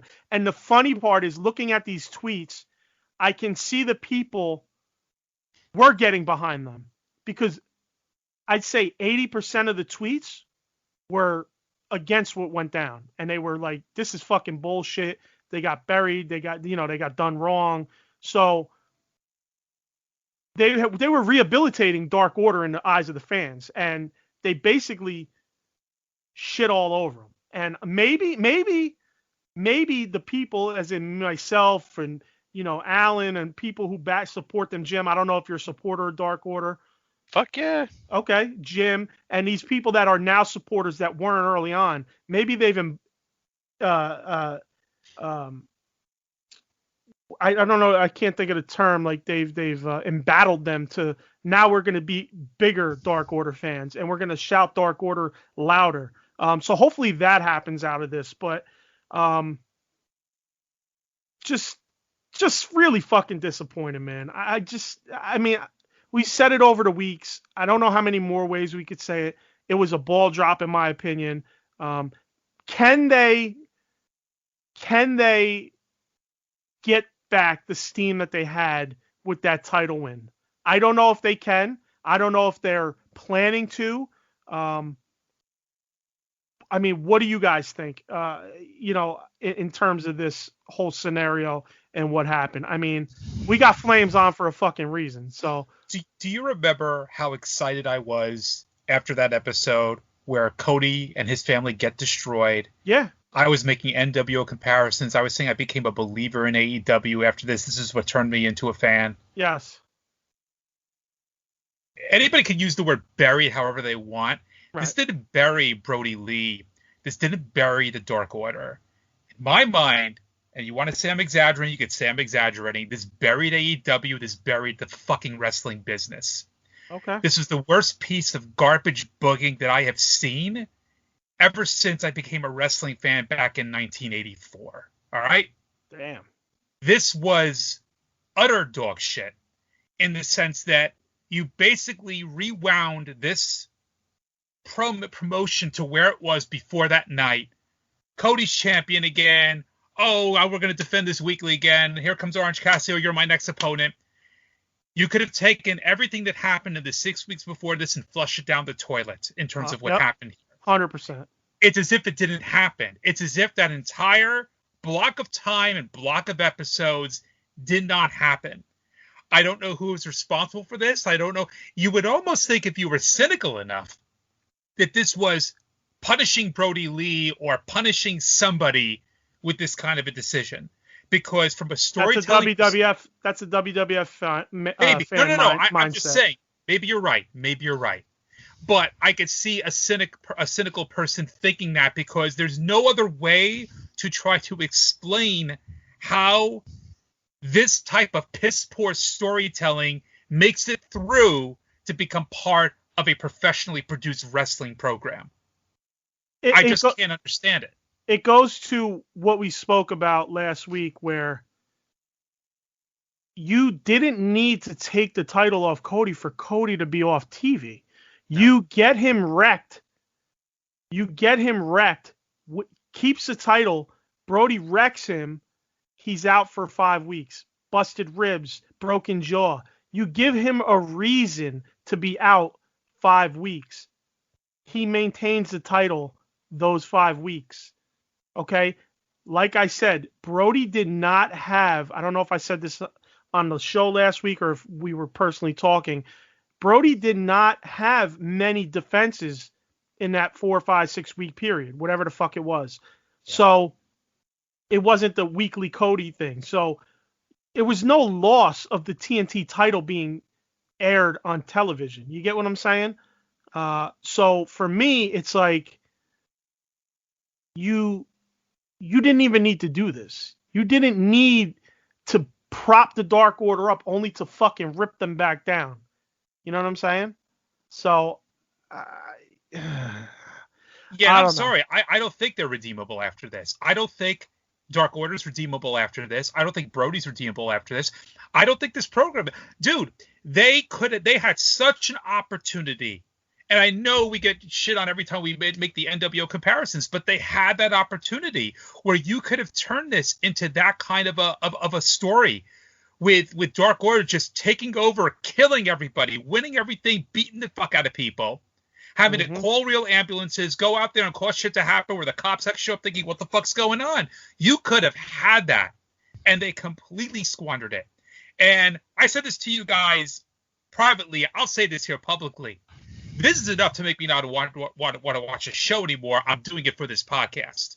I'm doing this because I enjoy working with you guys and doing this bill every week. That's like one of the only reasons I'm really going to be watching it, because this, to me, this is like watching a long-running show that you watch, right? You're watching Walking Dead, or you're watching Game of Thrones, you're watching an actual program, and something happens that makes you go, fuck this shit, I'm turning this off. I have no reason to watch this anymore. That's kind of how I feel about this now, because where are we now? We're back to him defending this every week. We're back to having no dominant Dark Order, no dominant faction. Where are we? You got MJF. That's basically it. I don't know what other reason there is to watch this program after this. So Jim, before we get your take, we'll go to Kenny. Kenny in the chat. He goes, I disagree with all this. I like the booking decision. Dark Order will be fine. They don't need the title to stay on top. Cody can bring more prestige to the title more than Brodie can. I'll disagree with that. Respectfully, yeah. Respectfully. Cody is over, of course. And Cody don't need a title to be over. Brodie is over and doesn't need a title, but the whole point of him having the title elevates Dark Order, elevates everybody around him, and elevates, that status. And also they can use that, especially coming off of dominating Cody how he did. They can use that domination to then go out and NWO motherfuckers by dominating everybody else. And it's just a perpetual domination, and everybody has to band together and be like, what the fuck, man? Dark Order is not to be played with. So in that terms, we can agree to disagree. And listen, man, most stuff we're on board with, Kenny, but that one I can't agree with you on. Jimmy, shoot your flames, brother. Fucking, first off, Keddy, you just fucking, you Fredo'd me, man. I thought we were friends. No more shake and bake. I knew it was you, Fredo. You broke my fucking heart. Look, I mean, again, I think we've all said it. The match was solid. Yeah. Match itself was solid. I got a couple things in the match. It fucking, solid. Dude, I swear to God, it was in my fucking head. Remember when you were a kid and you sat there and you blew the fucking balloon up and you blew it up and you blew it up and then you sat there and you fucking let it go and it just. That's what happened. That's what fucking happened. It was horrible. Instead of the pop, you got the fucking. It's not even, dude. Dude, I wouldn't even call what Brodie Lee did, those like a transitional champ, dude. He was treated like a fucking placeholder, a fucking bookmark. Right. That's what kills it, and the fact they didn't book it well. Dude, they didn't book it well enough. They haven't been booking the Dark. Like I said, to circle back, dude. That John Silver match, I'm like, holy shit. Okay, well maybe we are gonna see. A really big turn for the Dark Order, who had been on such a fucking losing streak, right. and it was horrible. And the booking, same thing like with you on Twitter. I went on Instagram. People, you don't know what the fuck you mean buried. Some people were even going as far as being like, you just you're the same as Triple H. I felt that I felt that way somewhat because you remember the first pay-per-view, Cody comes out and he's throne breaker, he's making fun of Triple. Dude, you're doing the same, you're doing the allegedly the same shit. You wanted to go do whatever you had to do, and now that you want your fucking title back. Right. And it's bullshit. The only way this can be saved in my eyes and to still have that same actually it would even elevate it more because you guys are talking about the NWO and the only thing I can think of is when they fucking showed up that night on WCW out in the parking lot and they just wasted the fuck out of everybody. I don't think anybody who's been a wrestling fan for many years can forget the look and sound of Nash throwing Mysterio into that fucking trailer, that crunch and everything.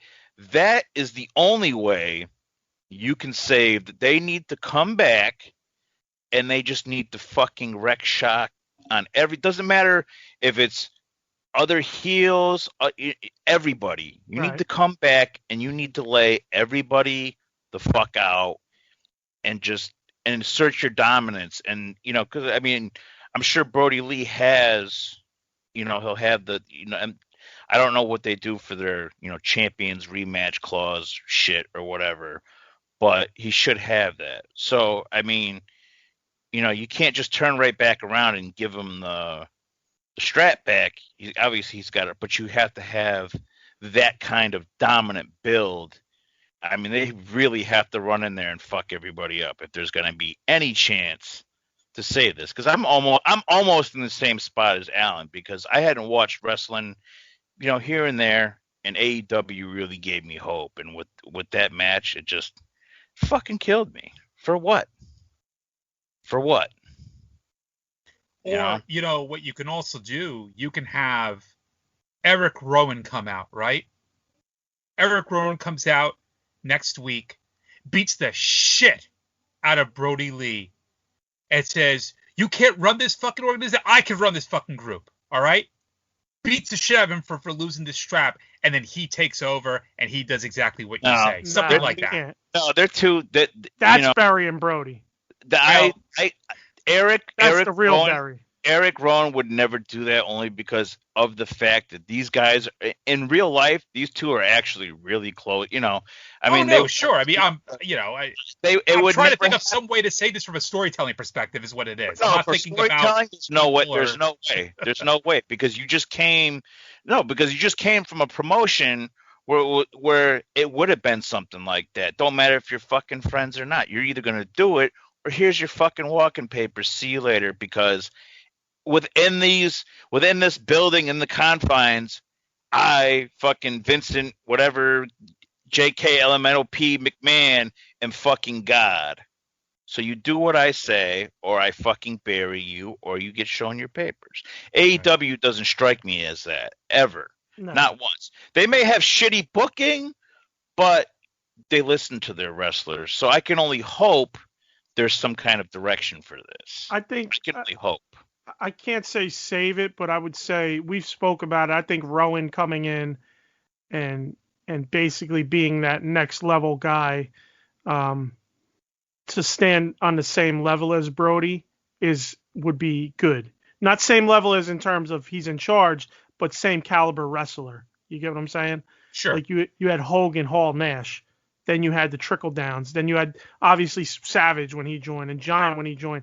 So you had those guys, and then you had the trickle downs down the card. They already have the down the card guys. They need the top guys. They need more than one top guy. Yeah, so maybe Rowan is born as reinforcements. Maybe Brodie brings him as a reinforcement, brings in another big guy. Right. It's got to be Rowan, first of all. Second of all, if you're going to make these dude, Hogan was fucking Uno. Hogan was the mouthpiece. They had because they needed that third guy, but it was more of a mouthpiece thing. You had fucking Hall and Nash. Who's more Hall and Nash than fucking Rowan and Brodie Lee? You had two dominant motherfuckers who didn't give a shit and fucking took it by any means you need. That is the only thing that if you bring him in and you let them fucking just run through the entire organization, let them do this. Okay, yeah. Will it be NWO-esque? Sure, but you know what? It fucking works. It works. Put a new spin on shit that worked. That's what you got to do. Yeah, exactly. Which I thought is what they were doing. That was the whole idea of what I thought they were doing. I think we had wishful thinking, and I thought they dropped the. That was our wishful thinking, and I thought they dropped the ball even after he won the title in doing so, because they made them lose that tag match at the pay-per-view at All In. So yeah, they kept commenting. Yeah. No, sorry. Go ahead. They're not. Yeah. We said it multiple times. Listen, maybe it's just our hopes weren't what they were going with, and we think we're right, and we think they're wrong, and maybe that's why we're so disappointed. Maybe they're going to be right in the long run. Who the fuck knows? I'm just disappointed because they've always. I'm trying to think of, not directly build themselves as like, we're anti, establishment wrestling, the establishment being, we're not going to fucking treat our guys like WWE, they've always been like that. So for them to pull this kind of move, I think that's, within the, the diehard faithfuls, that's why you get this sudden knee-jerk reaction. And I mean, and the icing on the cake on top of it too is, did we really need another fucking Blubrry fucking I'm the fucking dude? It was right, like a half-ass Rocky promo from Cody. I don't fucking need it. I'm for you guys. I'm gonna be your shit, dude. Nobody fucking cares. Read the comments. Everybody hates you. Right, and we talked about this. If this was going to happen, if this outcome was going to happen, this should have happened after a long road of recovery at their Starrcade, at their WrestleMania. that's where you have something like this take place after there's a lot of heartache and a lot of broken bones and a lot of running roughshod. Then you finally bring Sting in, again, I'm putting the parallels together there, but to be clear, it wasn't Brodie Lee alone who was disserviced here. It was the Dark Order who was disserviced here. Oh yeah, it was not Brodie. Like all these people saying Brodie got buried.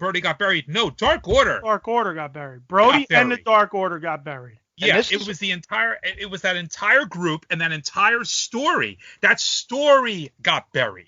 Mm-hmm. Now, here's some background for you, though. Okay, here's a little information research. So it was rumored. Oh well, I'm about to fucking change that. I'm research. Flip the fucking script here because it was rumored back in let's see, when did they start making their turn? Was it October, November? When the Dark Order started turning around, it had been rumored that Tony Khan himself had taken over the direction of the Dark Order from writers, whoever the fuck, whoever was, probably the Young Bucks. Well, and that's my question now. Like, did they turn, where the fuck was Tony Khan during all of this?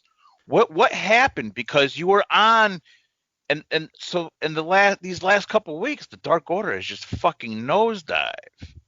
I think he said that everything goes through him, but he's the final say. But he's not the only guy coming with ideas. He'll take every wrestler's ideas. They'll pick and pull what's good, but he is the final say on where it goes. So he's the final say. If this was Cody, he's the final say. If he felt Cody needed to drop the title for 5 weeks, he was the reason they did that. So it was a bad decision by Tony Khan if that was the case. If this was just a filler spot for Cody to be off TV. We'll never truly know, I don't think. And even if they tell us, it's going to be what they want us to hear, not what maybe truly happened. So this is all speculation, but you can't look at it but any other way but what it is, what we see. Face value. I mean, he's gone, he's back, he gets it. He's leaving, he drops it. He's back, he gets it. Like, so, not only that, okay, let's say this though too. Not only does it fuck with the Dark Order, it kind of fucking tarnishes that title a little bit too. Because what is it? Is it Cody? I feel like it's Cody's title as of right now. I feel like it's Cody's title to do what the fuck he pleases with it. Yeah. Right. Hey, I got another acting gig. I got to go do something here. I'm going to go drop the strap to fucking Joey Janella of all people. That way when I come back in fucking 25 days, I can get my strap back real quick. Yeah, I mean, that's a good point. I really think that,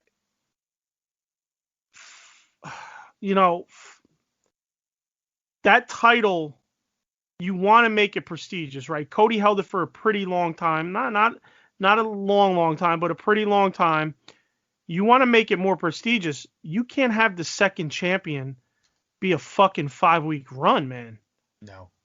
What does that say? What is that saying? What is that putting out there about that title?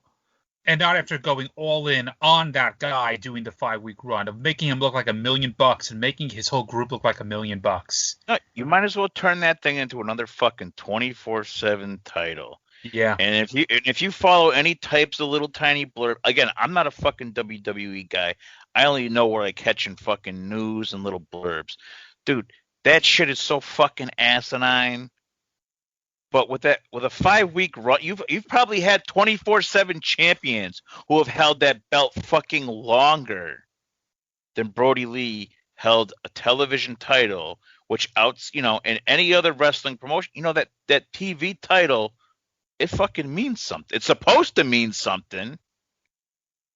And with that little tiny run, now what did you do that for? I don't know. Me personally, as a fan, I feel like that title is fucking tarnished now, unless they do something to turn it around. I've got to run in a couple minutes, but the last thing I do want to say is that the idea of just now we're going to watch next week and we're back to where we were, and it's the challenger of the week, even if it's Orange Cassidy. Unless Orange Cassidy goes full blown heel and he brings out the Dark Order and like I'm in charge now, then maybe I'll be like, But outside of that, it's just like, what's this gonna be? Yeah, let him put on a fucking mask and his hands and his, I want to see something shocking next week to counter this. And if I don't see something shocking next week to counter this, if it's just the same old rigmarole, then no. This is when runouts would be good, because it should be. Here's my thing. You want to fix this? It should be anytime Cody defends that fucking title, the Dark Order comes out and beats the fuck out of everybody in that ring. DQ. Cody is forced to hang on to the point where he wants to fucking get rid of it, because no matter what he does, the Dark Order is going to come out and fuck him up. Right. Even if he finishes the match, they come out and they beat him all up. Exactly. That's actually a great fucking booking idea. That is good booking. TK, take note. Yeah, if you're listening to this. Seriously. And I'm going to need royalties on that if you use that, please. As the old Heath Slater would say, I got kids to feed. We want Heath. We want Heath. We want Heath. My only comment on this whole entire fucking ordeal, it goes along with the belt. You wasted and also ruined the power, because going into this match, it was, holy shit, we haven't had a dog collar match in how long? Let's think back to 1983, Piper and Hammer. And they had Valentine there. Did you guys see they had Valentine there? That was pretty cool. Yeah. I couldn't tell if he really had, if he was really like, oh my God, let me sell the blading, or if he was like, what in the actual fuck are they doing right now? Like at the end. I think, but again, so now not only have you tarnished the title, you've tarnished a fucking match that hasn't been used very much, because it is but it's like, what the fuck? Yeah.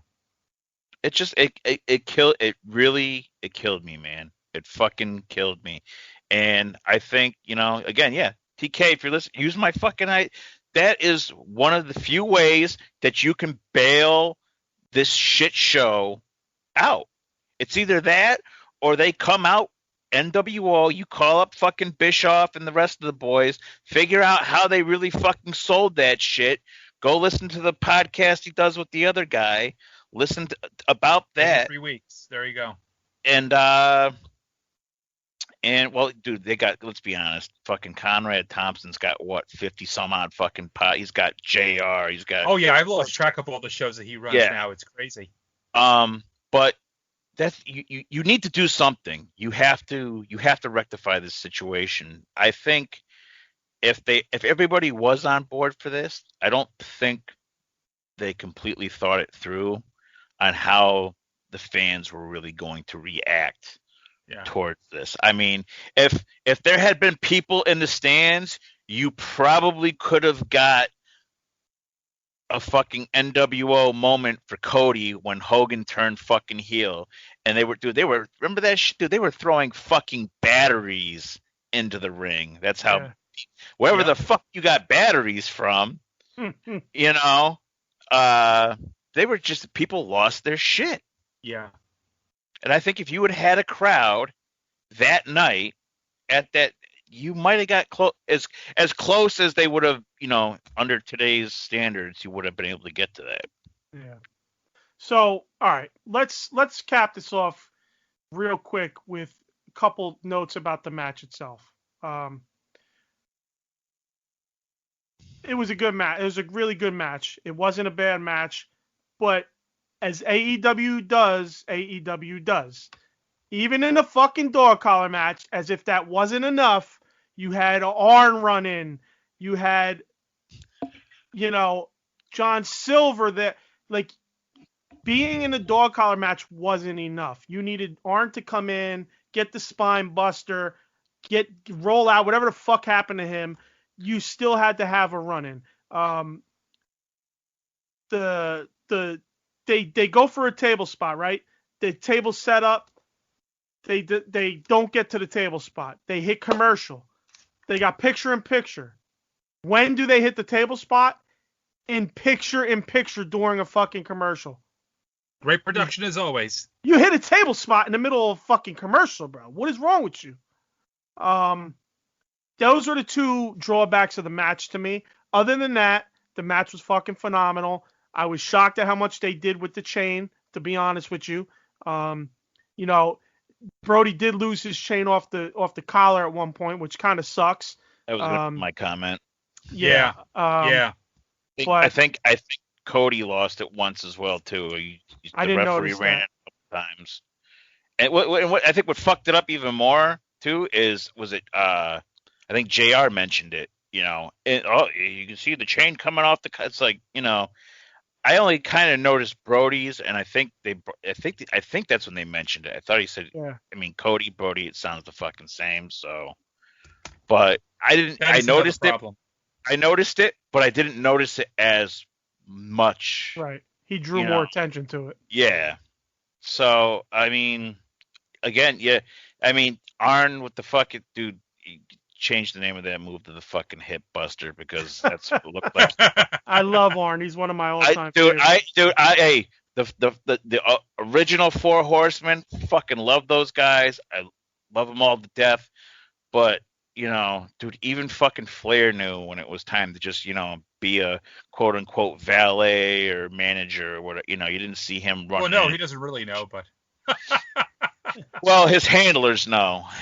Yeah. What can I say? But, you know, it was just because you don't see Fifi Tully. knows. Listen, Yeah, Fifi knows. Yes, Fifi knows. You don't really see Tully doing that shit. Right. You know what I'm saying? It's Yeah. just it's like, all right, dude, like, you know, hang him up, be a fucking manager, do whatever. You know, love the guy to death. I'm not trying to shit, you know.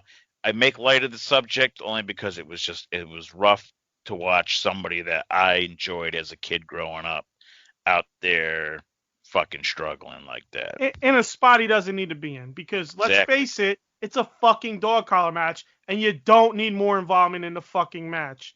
Plain and simple.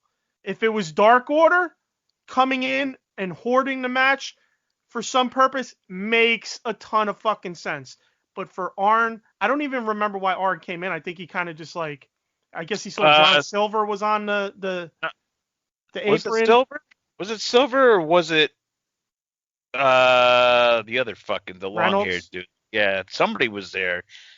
I don't think it was because Silver had already gone out. Because remember, Silver got busted open. Right. So it was somebody else. Arn I felt like didn't Arn get in the ring on his own, or was somebody in the ring? I think it was just Arn standing in the ring facing with Brodie, right? Yeah. Arn was facing Brodie, and then somebody jumped in, and that's when Arn fucking hit him with the spine buster. And yeah. So what was the fucking purpose of Arn even being in the ring? Just to get Brodie's attention, or you know, he could have did that from the outside. He didn't need to be in the ring. They didn't need to do all that. You know what I mean? So. That was purpose Dustin had to be to be Brandy back on Dark. Yeah, that made a ton of sense. Next match, bring back the fucking shark cage days from the old school NWA when they fucking throw Cornette up there, yeah. There you Cornette, fucking JJ Dillon. JJ. Yep. Fucking even what's his name? Fucking Kevin Sullivan. They put him in a fucking shark cage one time, I remember. Yeah. Well, I mean, what do you guys got anything else on that match that you want to? No, I got to skedaddle a little bit actually, but Dark Order is dead. Dark Order's dead. R.I.P. Dark Order. Not in our eyes. We still love you, Dark Order, but the Dark Order. You know what? Dark Order is dead. R.I.P. AEW unless you prove me wrong next week. Shit. You hear that, TK? Next week. R.I.P. AEW unless you prove me wrong next week. Next week. I want to come on here next Sunday and basically be like, I was wrong, guys. Wow, he's giving them 1 week. Okay, so wait, what are the stipulations to this 1 week? Does it have to be Dark Order related, or could it be anything within the show that fucking blows you away? No, I want something that redeems Dark Order. Oh, shit. I want Dark Order specifically to be redeemed from this, man. I mean, because it's like, otherwise, what do you do? Otherwise, you could do something else that will shock me, and then all of a sudden I'll think 6 weeks later you're going to fuck that up too. Jimmy's been Jimmy's been totally consumed by the flames because he's on the camera. He's on the phone. He's on. There you go. There you go. He's back. He's on the Jimmy's phone, so burning alive. his face keeps going in and I'm out of the seeing it little right box. now. There you He's go. burning alive. Are they around me? Or are they on the sides? They're underneath. They're burning your beard right now. You literally look like you're drowning in them. Yeah, you were drowning in them. Now you're back. Kenny, help me! Don't let the invisible flames get me. Shake and bake. Oh yeah, Kenny sends we are. When you said you called him Fredo, he goes, "We are best friends, brother." LOL. I know you can't see it. It's in the YouTube chat, but shit. But all right, let's take the flames off here. Flames down, and flames down. Hopefully, Kenny enjoyed the flames there because he loves the flames. If we got somebody that could produce us a Get the Flames audio, that would be awesome because I will definitely incorporate it in. Get the flames! You know, something stupid. You know. The only thing I could think of was there was a movie. I don't know if anybody's seen it, and I don't probably wouldn't be able to use it. Was The Crow. It was like the opening scene, or like shortly after he comes back, whatever. The fucking guys are outside, fucking screaming, "Fire it up! Fire it up!" They're fucking dancing around, getting all fucking ape shit. Something like that would be fucking hilarious too. That's not bad. So, all right, we're gonna end it here. As always, like, share, subscribe. Smash the like button, smash the bell, subscribe. Put all your friends on it. Take their phones. Like, share, subscribe on those too. Everything we do, uncensoredalliance.com. You get links to our email, our Twitter, our Facebook, all that shit. All the shows are on there, be it the YouTube and the podcast, so you can listen directly off the website as well. Twitter at AEW Uncensored. No spaces, no underscores, none of that bullshit. All one word. Email us at AEW Uncensored Podcast at gmail.com if you have any questions, comments, love mail, hate mail, tell us to fuck ourselves, tell me I'm a male chauvinist pig, whatever the fuck you want to say. I will survive, I believe, if I get those emails. AEW Uncensored Podcast on Facebook. We have a group and a page. Like the page, join the group. Just put it in the search bar. Both should pop up right on top of each other. As always, you want to join us for a call in on the show, hit us up on Skype, link in the description of the YouTube, link on our website, link on Facebook, link on Twitter bio. The link's fucking everywhere. If you're listening to a podcast version of this, you catch us live on YouTube every Sunday at 3:05 Eastern Time, United States Eastern Time. I don't know what the fuck Eastern is in other places. I don't want to try to even figure that out because, as we know, George is in Australia. It's not even Sunday in Australia right now. It's fucking Monday morning. So, happy Monday, George. Yeah, happy Monday, brother. I fucking hate Mondays, man. So, and as always, you catch the podcast on all third parties, podcast apps. Catch us on iTunes. That's the #1 in the world. So that is huge for reviewing us and sharing us from there. Liking it there, whatever the fuck, subscribing on there. So please write a review. Got a review recently. I think it was Skylar, if I'm not mistaken. Fuck if I'm wrong. I'm sorry, but he dropped us a review on there. Thank you very much. I believe he was the one that emailed us a couple weeks back too.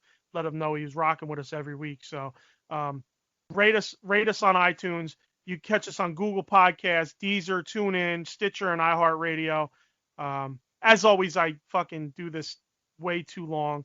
I was thinking about doing just recording this one day and just hitting a button and letting it play and then jumping into the podcast. But then I thought, what fun would that be for people to listen to? If they're going to have to sit through this bullshit, at least sit through me sounding like a fucking moron and stuttering over myself every other week, because I can't get this all out in one good take without hemming and hawing. So I think they get a little more juice out of me doing it live. What do you think? Yeah. Oh yeah. I would say so. Yeah. All right. Yeah. These guys, they're like, yeah, fuck off. I just want to get out of here. Dude, not. You know what? I had a fucking it all came back to me now. I told you I had a T-shirt fucking vision. Oh, here we go. Motherfuckers would come on the show. You gotta get a T-shirt that says, "I came on the Uncensored Alliance podcast, and all I got was this fucking T-shirt, or this lousy T-shirt." That would be a best fucking seller. Listen. How about I came on the AEW Uncensored podcast, and they came on me.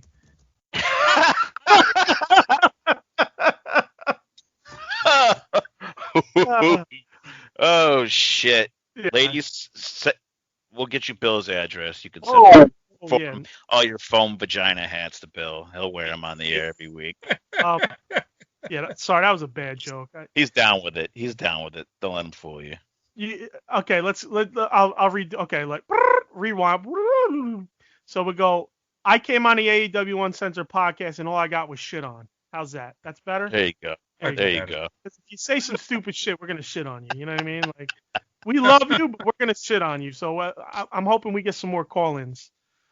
Seriously, yeah, for sure. We definitely need some call-ins, motherfuckers. If you're listening, come call in. Like, we want to hear your opinions, because apparently we don't have popular opinions. So. It happens. All right, everybody. Thank you again. We will see you next week. And Jimmy, thanks for joining us. Thanks, Jimmy. Appreciate everybody it. out there that listens, we love you. Thank you for joining us every week. Kenny, Eddie, the whole crew, George in the chat, all our dudes in the chat. Thank you very much as always.